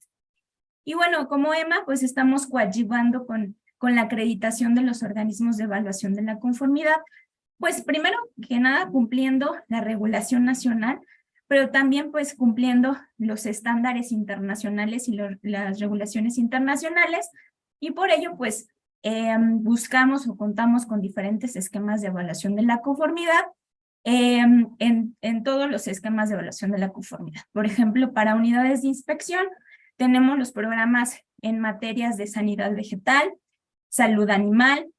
En la parte de laboratorios de ensayo, pues tenemos laboratorios acreditados en cada una de las pruebas que llegan en cada punto de la cadena suministro, es decir, desde pruebas al suelo para determinar que este suelo es fértil, que contiene los minerales y los nutrientes necesarios para poder tener una buena cosecha, hasta pruebas de productos procesados y en anaquel.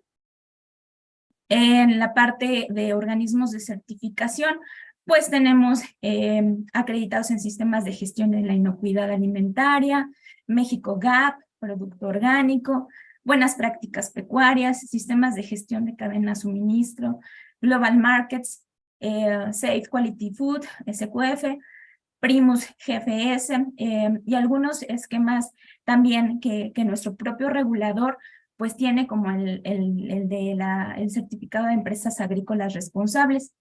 Y bueno, en últimas fechas logramos el reconocimiento de la Agencia Reguladora de Alimentos y Medicamentos, la FDA, para nuestro programa de laboratorios, para los laboratorios que realizan análisis en alimentos. Y bueno, este implica el apoyo que trae es que todos los interesados en querer cumplir con la Ley de Modernización y Análisis de Alimentos, pues requieren utilizar un laboratorio que esté dentro del programa de reconocimiento de la FDA. Y bueno, pues Alema ser una entidad reconocida, pues también apoya a nuestros acreditados a que sean reconocidos por la FDA en este programa.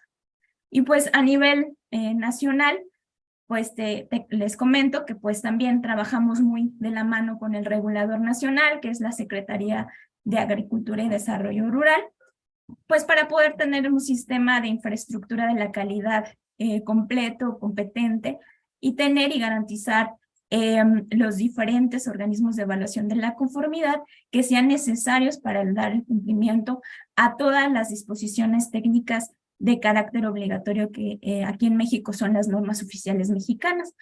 Pero pues todo el tiempo estamos en constante revisión y viendo de qué manera podemos garantizar también las especificaciones de los reguladores internacionales en materia agroalimentaria y en todos los sectores, ¿no? Nosotros, como lo comenté anteriormente, buscamos como entidad de acreditación siempre estar a la vanguardia, tener información, estar siempre en tendencia para poderle brindar a todos nuestros acreditados o futuros acreditados y a todas las partes interesadas, no solamente los organismos de evaluación de la conformidad, pues esta herramienta que es la acreditación para facilitar el libre comercio, ¿no? Muchas gracias.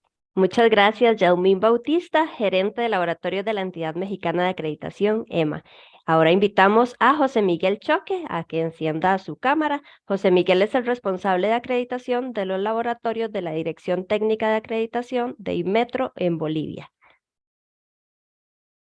José Miguel, dice la consulta, las exportaciones de minerales son un tema muy importante en Bolivia. ¿Nos puedes explicar el contexto y cuál es el rol de la acreditación para facilitar las exportaciones de este sector? Muy bien.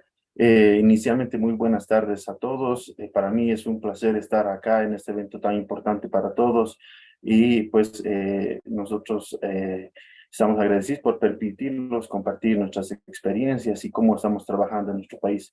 Bueno, respecto a la consulta, la minería es un pilar muy importante, muy fundamental para la economía de mi país, dejando muchos beneficios en toda la cadena productiva, como así también al Estado a través del pago de las regalías, y por ende es muy importante que haya una evaluación de la conformidad en todos los sectores, ¿no? Entonces, es muy importante porque a través de la exportación de los minerales podemos llegar a diferentes países en los diferentes continentes, y esta actividad ha tenido un repunte en la última gestión, llegando a un incremento de casi un 30% respecto a años anteriores. La cadena productiva de estos minerales concentrados involucra diferentes actividades de evaluación de la conformidad, como ser ensayos que permiten determinar la calidad de los productos y que además apoyan tanto en la comercialización interna como también en la comercialización externa en la exportación de los minerales. De igual manera, también intervienen organismos de inspección que determinan si la cantidad, el embalaje y el medio de transporte cumplen los requisitos establecidos para su transporte, para un transporte adecuado y que el cliente también esté satisfecho. Estas actividades deben ser realizadas por organismos acreditados que faciliten el desarrollo y por ende esta exportación. Al ser un requisito importante de los países compradores y también un requisito desde nuestro Estado al establecerlo en la normativa y en la regulación que tenemos para la comercialización y exportación de estos minerales.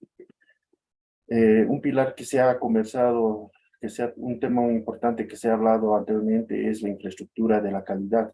Y pues en nuestro país también tenemos esta infraestructura trabajando, alcanzando niveles más, con el fin de alcanzar niveles de productividad económica con la diversificación, la modernización tecnológica y la innovación de este sector, siendo esta una de las metas del Objetivo de Desarrollo Sostenible, en este caso el ODS número 8, que es el trabajo decente y el crecimiento económico.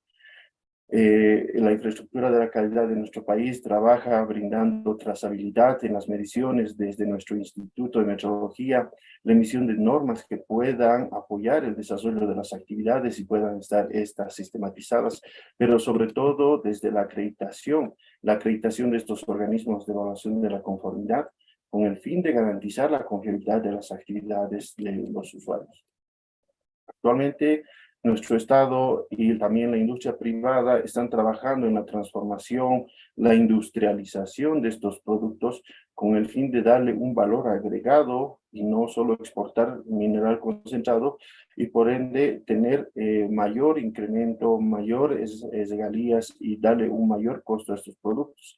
Y de seguro que más actividades de evaluación de la conformidad, como la certificación de los productos, la calificación de personal, van a estar involucrados en todas las etapas de estos productos, ¿no? Entonces, para nuestro país es muy importante la acreditación para fortalecer la exportación de estos productos y también de otros, porque ahora queremos hablar solo de la exportación de minerales, pero también tenemos otros más en la exportación. Muchísimas gracias. ¿Nos puede comentar brevemente sobre el camino que ha recorrido la Dirección Técnica de Acreditación de Bolivia para prepararse para recibir la evaluación PAR de IAAC y lo que significa para el país? Muy bien, es un tema muy importante para nosotros. La Dirección Técnica de Acreditación del Metro, del Instituto Boliviano de Metrología, viene trabajando desde su creación en los años de 1997, donde se ha creado este y otros institutos más. Desde entonces se ha trabajado en el desarrollo, la otorgación de acreditaciones. En su momento se han trabajado bajo las directrices de la Guía 61, luego posteriormente la ISO 17010, que eran directrices que apoyaban a los organismos que gestionaban las acreditaciones. Sin embargo, por diferentes circunstancias que ha vivido todo este proceso, el país, el instituto, no ha podido concretarse ese conocimiento ante nuestros pares. Pero durante estos 25 años se ha estado trabajando en el fortalecimiento del sistema de gestión, implementando mejoras en la sistemática, trabajando en el crecimiento de nuestros organismos. Actualmente a la fecha ya tenemos alrededor de 100 organismos acreditados en los diferentes esquemas que tenemos, tanto en ensayos, calibración, organismos de inspección, de certificación. Entonces, hemos estado todo ese tiempo trabajando, mejorando el proceso, coadyuvando a nuestros organismos y se ha estado trabajando en la mejora. Pero a partir de la gestión 2021, se ha tomado la decisión por parte de nuestras autoridades de alcanzar el reconocimiento internacional ante la IAAC. Desde entonces se ha trabajado en la adecuación de nuestro sistema de gestión a la actual versión de la 17011 y hemos trabajado en poder también mejorar nuestro proceso de acreditación. Hemos trabajado arduamente todos los sectores que están involucrados en este proceso, como ser los organismos de evaluación de la conformidad, en poder mejorar también ellos sus sistemas de gestión y para que nuestro proceso sea el más adecuado. Hemos trabajado bastante con nuestro padrón de evaluadores y también de expertos técnicos a los cuales los hemos ido fortaleciendo con talleres de homogeneización, con talleres de capacitación, para que los criterios pues sean los adecuados en el momento de la evaluación, ¿no? Y un pilar muy importante ha sido la participación de las partes interesadas. Como había mencionado, es de mucha importancia para nuestro país el poder alcanzar ese conocimiento para que los productores, los comercializadores, el Estado puedan generar aún mayores ingresos con la exportación. La preparación de este entonces ha llevado el fortalecimiento de todo el personal, tanto interno como tenemos en nuestro organismo, como también el de los evaluadores, además de un seguimiento eficaz de las acreditaciones que se han otorgado y un mejoramiento constante de nuestro proceso. De igual manera, como parte de nuestra preparación, hemos recibido el apoyo de organismos pares como ONAC, el SAE, organismos hermanos que nos han brindado, nos han acogido para poder fortalecer nuestras competencias, nos han brindado capacitaciones, nos apoyan en algunas consultas, también otros organismos, y todo esto con el apoyo del PTB, ¿no? Que tiene en nuestro país proyectos en desarrollo y que dentro de estos proyectos pues se van gestionando estas actividades de fortalecimiento. La participación de todos los involucrados en todas las etapas ha sido contundente, trabajando todos con un mismo fin, el fin de alcanzar el reconocimiento para nuestro país. Y con ello las expectativas son muy altas, sobre todo de nuestras autoridades, para que este reconocimiento coadyuve principalmente en el proceso de exportación de productos estratégicos como los minerales, pero otros más, porque nuestro país tiene diferentes productos para la exportación. Entonces, las expectativas, como había mencionado, son muy altas de nuestras autoridades y de todas las partes interesadas. Actualmente el trabajo es arduo desde todas las instancias, implementando acciones que aborden las desviaciones identificadas en la evaluación PAR, que la hemos recibido en el mes de abril y con el único objetivo de alcanzar nuestros reconocimientos. Quiero también mencionar que hemos marcado un hito en la historia de nuestro país al haber recibido una evaluación PAR por primera vez, y el compromiso está firme en la Dirección Técnica de Acreditación de Bolivia hasta alcanzar el tan anhelado reconocimiento internacional, siendo signatarios de MLA por parte de la IAAC, y tendrá un valor mayor al alcanzar este objetivo, esa gestión este año, donde la iniciativa global para promover la acreditación es justo eso, el apoyar el futuro del comercio mundial. Y es uno de los objetivos de nuestro país, el fortalecer la exportación de nuestros productos a través de la acreditación. Por último, quiero agradecerles por brindarnos la oportunidad de poder participar en este evento tan importante para todos, y estamos seguros de que la acreditación va a fortalecer a nuestro país y a todos aquellos en los cuales está involucrada la actividad de evaluación de la conformidad. Muchas gracias, IAAC. Muchas gracias a José Manuel Choque, responsable de acreditación de laboratorios de la Dirección Técnica de Acreditación IBMetro. Invitamos ahora a Israel Teixeira, de la Asociación Brasileira de Evaluación de la Conformidad. Hola, Cristina. Hola, Israel, ¿cuál es el principal valor que los acuerdos de acreditación y reconocimiento multilateral agregan a los reguladores, los gobiernos y el sector privado? Sí, sí. Muy agradecido de poder compartir con ustedes las reflexiones de las partes interesadas, como operamos evaluación de la conformidad bajo acreditación. Las reflexiones que expondré aquí son aquellas relacionadas con la operación de laboratorios, especialmente certificadoras, dentro del tema propuesto. Antes de hablar sobre el principal valor que la acreditación agrega a la sociedad, tomaré la libertad de recordar el contexto de la evaluación de la conformidad y sus impactos en la sociedad en su conjunto, y cómo la acreditación apoya los sistemas nacionales de evaluación de la conformidad y el comercio internacional. La evaluación de la conformidad tiene impactos muy significativos en todos los segmentos de la sociedad.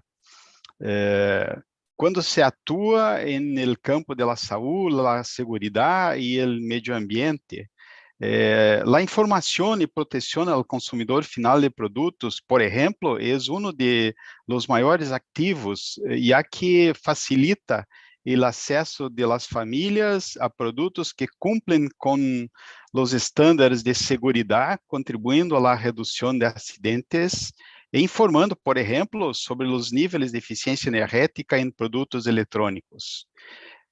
Sobre isso, que puedo dizer que hoje todos somos conscientes de la importância de los temas ambientales, que são tão contemporâneos e requerem a ação governamental através de políticas públicas. A eficiência energética é certamente uma política de Estado que permeia a todo o mundo, pois, como sabemos, a produção de energia sempre leva associado a um dano ambiental. La evaluación de la conformidad hace más justa la competencia entre los fabricantes de productos, ya que evita la competencia depredadora al establecer niveles mínimos de calidad. Estos pisos de calidad también terminam estimulando a melhora contínua de los produtos, estimulando assim a investigação, o desenvolvimento e a inovação, com impactos muito positivos em la sociedade e em el nível de desenvolvimento humano de los países, lo creo. En nuestro mundo altamente globalizado, donde las transacciones comerciales internacionales son una necesidad constante, la evaluación de la conformidad permite a los gobiernos reglas que contribuyen a las políticas públicas en el ámbito de las economías de sus países y sus políticas de comercio internacional. Bueno, finalmente, ¿qué valores agrega la acreditación a este entorno complejo que descrevi e recordei anteriormente? Sobre todo, brinda confiança ao demonstrar formalmente a competência, o funcionamento consistente e a imparcialidade de los organismos que atuam em la execução de atividades específicas de evaluação de la conformidade. Esse conceito é praticado por acreditadores nacionais que, com grande selo, aplicam as metodologias que auditam e evaluam com grande robustez a operação consistente de los acreditados. As normas de acreditação, les recuerdo, traem em su marco a transparência e a igualdade de trato, brindando a los acreditados conceitos muito claros para a gestão de suas organizações. Esse mesmo conceito garantiza a los organismos reguladores nacionais que toda a cadena de atores involucrados em la evaluação de la conformidade praticam estándares reconhecidos, claros e transparentes. Isto brinda seguridade jurídica a los organismos reguladores para actuar sobre os fabricantes e importadores que podem estar apresentando riscos para a sociedade ou incumplindo as regulações que se basam em políticas governamentais. Os fabricantes e importadores se veem amplamente beneficiados por el mesmo conceito, es decir, que existem estándares que se aplicam por igual a todos os acreditados, e, sobretudo, que existem acordos de reconhecimento mútuo respaldado por estándares aplicados, los digo novamente, por igual por los acreditadores, que incluso são auditados por seus pares. Finalmente, a acreditação brinda a los gobiernos, fabricantes, importadores e consumidores a confiança de sistema sólido e transparente. E, por supuesto, facilita o comércio internacional com regras muito claras e iguais para todos. Gracias, Israel. Los reguladores, los gobiernos y los actores de la industria reconocen estos valores agregados. Esta é uma dúvida, uma questão de grande valor, porque se os reguladores governamentais, fabricantes e consumidores de produtos não reconhecem os valores que los sumamos, temos grande problema que pode ter consequências em la sostenibilidade do sistema. Para responder a esta pergunta, seria ideal contar com diagnóstico que mostrara de forma cartesiana, es decir, quantitativamente, quienes são os reguladores que reconhecem nuestro valor. Creo que no tenemos esta recopilación de datos de manera consistente. Lo que tenemos son informes pontuales y esporádicos sobre este tema, pero entendo que devemos implementar um plano de trabalho para obter esses dados. Tampouco temos os mesmos dados para fabricantes e importadores. Notamos que em los países onde os fabricantes e importadores estão organizados em associações, estes têm áreas dedicadas à avaliação da conformidade, atuando incluso sobre as regulações governamentais e reconhecendo os organismos nacionais de acreditação. Bueno, ¿qué pasa con los consumidores, que son los destinatarios finales de nuestro trabajo?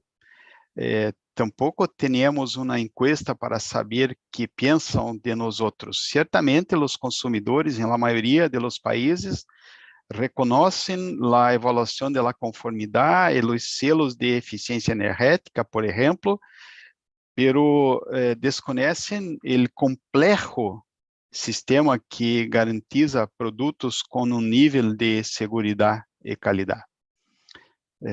Outro tema é que durante os últimos 3 anos he visto com grande preocupação o avanço de esquemas de certificação não acreditados, especialmente em temas ESG.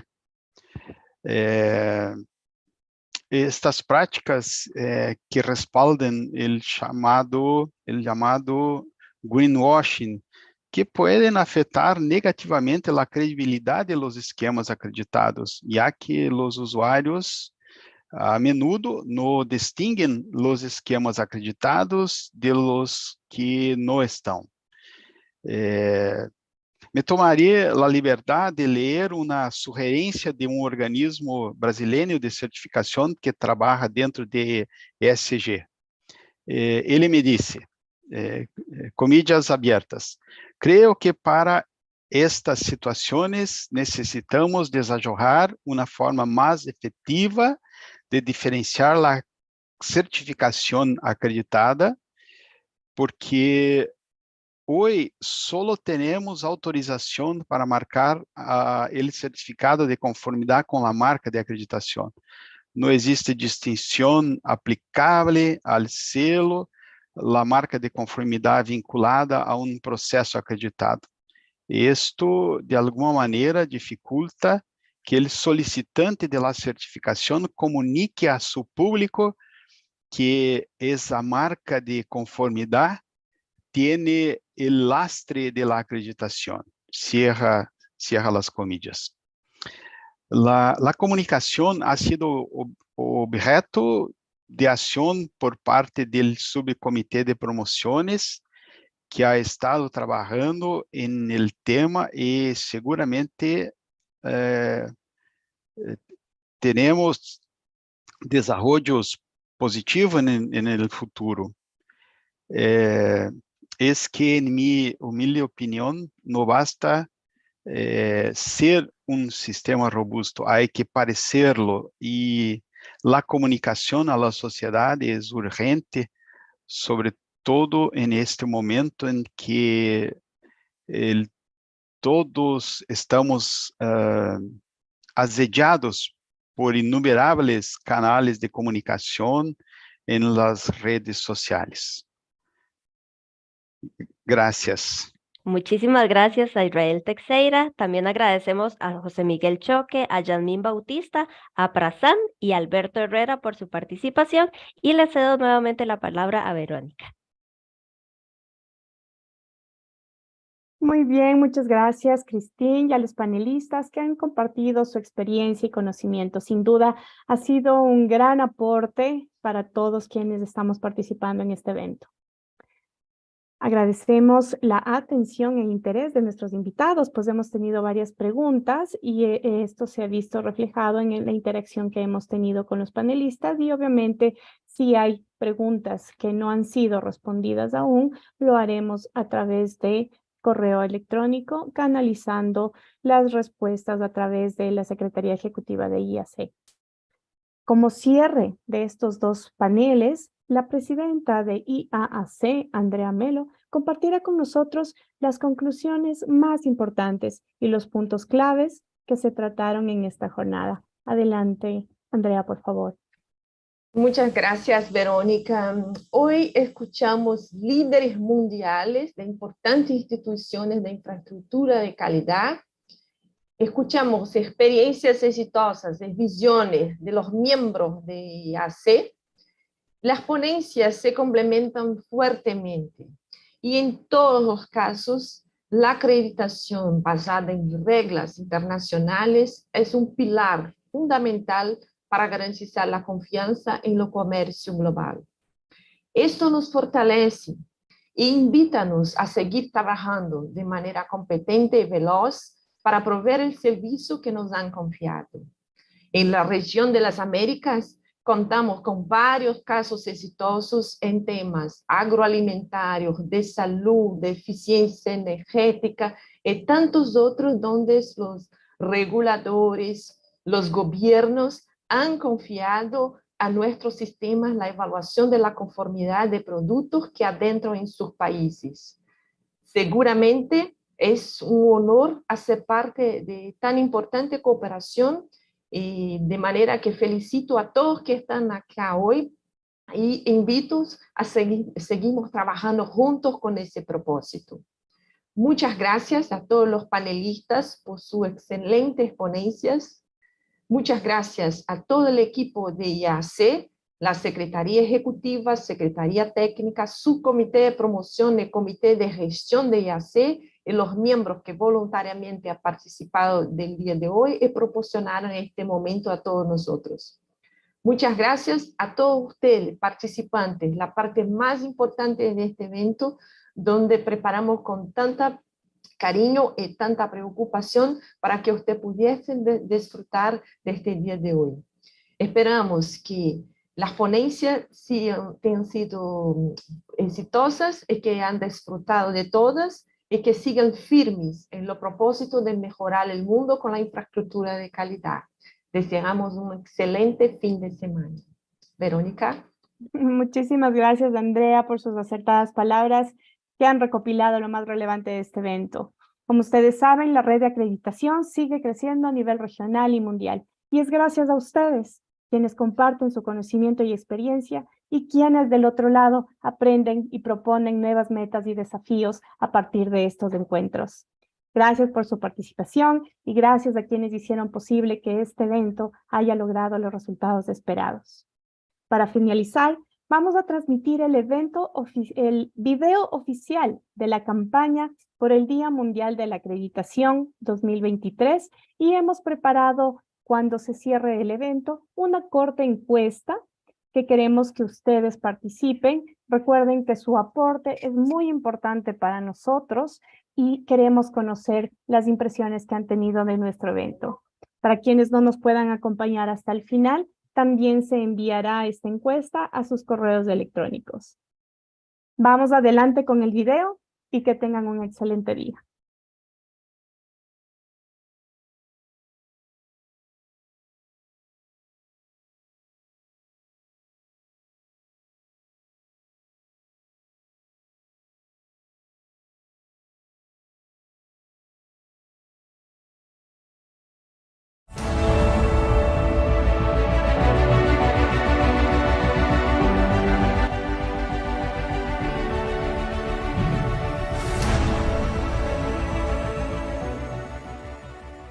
The global economy has long relied on standards, regulations, metrology, and accredited conformity assessment services to support trade. This is by ensuring that consumers, businesses, and regulators procuring these goods and services get what they expect. In our changing world, challenges and considerations, ranging from the increasing complexity of supply chains to cybersecurity, emerging technologies and growing consumers' consciousness about sustainability are required industry to adapt. Accreditation is essential for meeting changing industry requirements and supporting sustainable development goals. World Accreditation Day 2023 will demonstrate how national and global quality infrastructure are adapting to advances in technologies, consumer behaviors, and business models.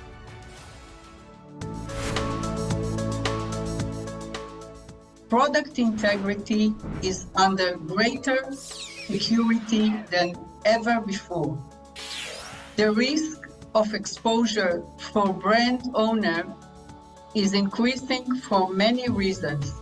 This includes increasing complexity of supply chain and regulatory diversity, geographic factors disrupting the sourcing of raw materials, new concerns related to cybersecurity, artificial intelligence, data protection, fraud of end products authentically, and consumer consequences about the sustainability. Additional transparency enabled by technology and communication networking in transforming the way trust won and lost. Standards metrology and accreditation form the basis for global trade by reducing transaction costs and creating universal reference points. They act as a trust indicator, allowing goods and services to move between economies without requiring additional testing, inspection, certification, validation, or verification in the importing economy. They are also increasingly used across a wide range of policy areas to support regulation, including technical product safety, good governance, climate change, energy, fair markets, and public confidence. Organizations like the World Trade Organization, UNIDO, and the OECD suggest that greater implementation of international standards in national frameworks and compliance with them could promote regulatory conformity worldwide. The usage of a standard is on the rise, with a 20% increase, totaling 1,725,754 businesses having accredited certification to management system standard in 2021 when compared to the previous year. Furthermore, the number of accredited laboratory and inspection bodies rose to 88,600 and 14,000 respectively in 2022.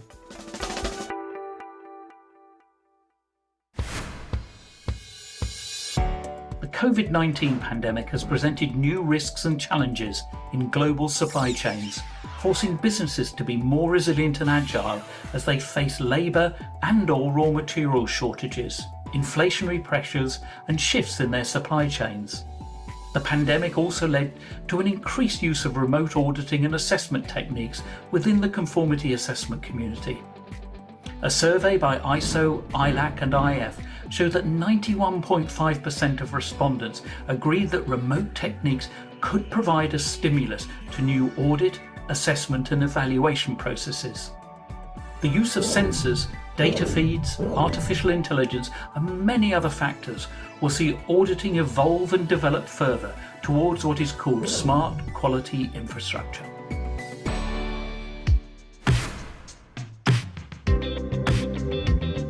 The adoption of new technologies is increasing, with digitalization having raised the global GDP by almost 10% in the past decade.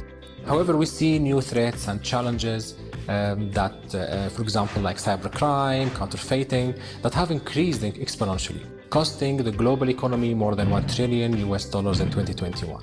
The emergence of artificial intelligence, AI, and blockchain has seen the development of multiple standards and new protocols. But the regulatory uncertainty and the lack of trust and confidence from the users are the biggest barriers to adoption. Governments and organizations around the world are starting to explore these technologies, and accreditation and accredited conformity assessment activities are already delivering confidence in different goods and services around the world that use these technologies, blockchain and AI and others. For example, we have the standard 27001, the ISO IEC 27001, which identifies and manages risks for the businesses that use data that is stored electronically.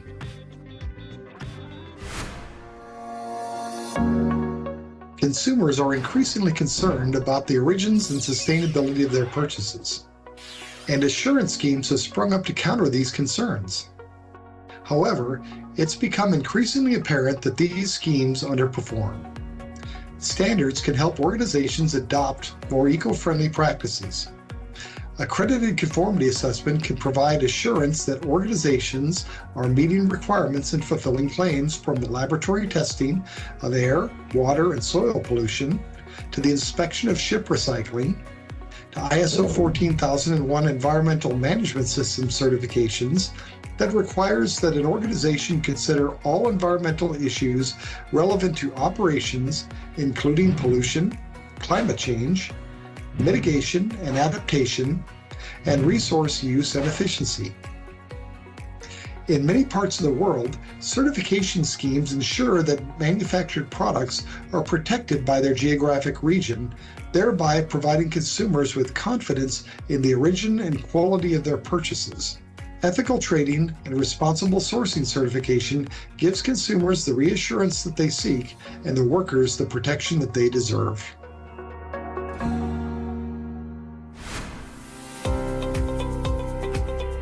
Transparency enabled by technology and communications networks is transforming the way trust is won and lost. The increasing number of assurance schemes to address areas such as environmental, social, and governance performance is causing confusion, accusations of greenwashing, and differences between stakeholder expectations and realities. While accredited conformity assessment provides a clear indication of trust, the conformity assessment industry continues to take steps to evolve in line with industry needs. For example, IAAC CertSearch is a global database of accredited management system certifications, providing a single source of truth that makes it harder for those issuing fraudulent certificates. Accredited conformity assessment is also being deployed to ensure the integrity of peer review systems, such as online ratings.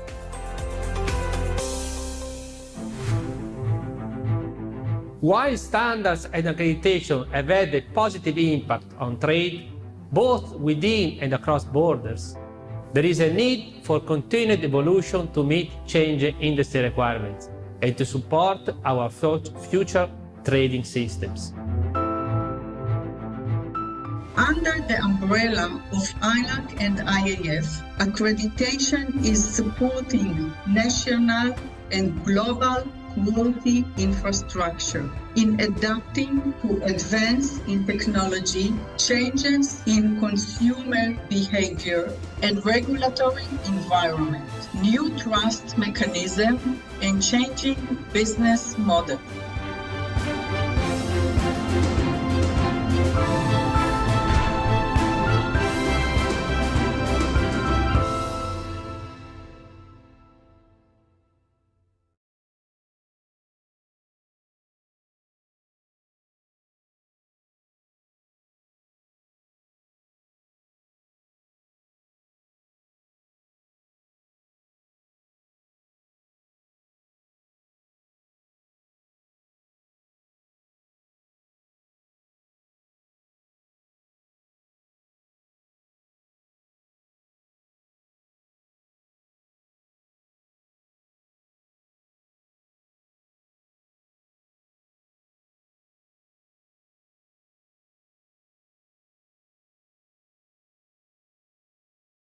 Muy bien, qué interesante video. Nuevamente, gracias a todos, gracias a su participación. Recuerden, la encuesta se va a activar al cerrar esta reunión.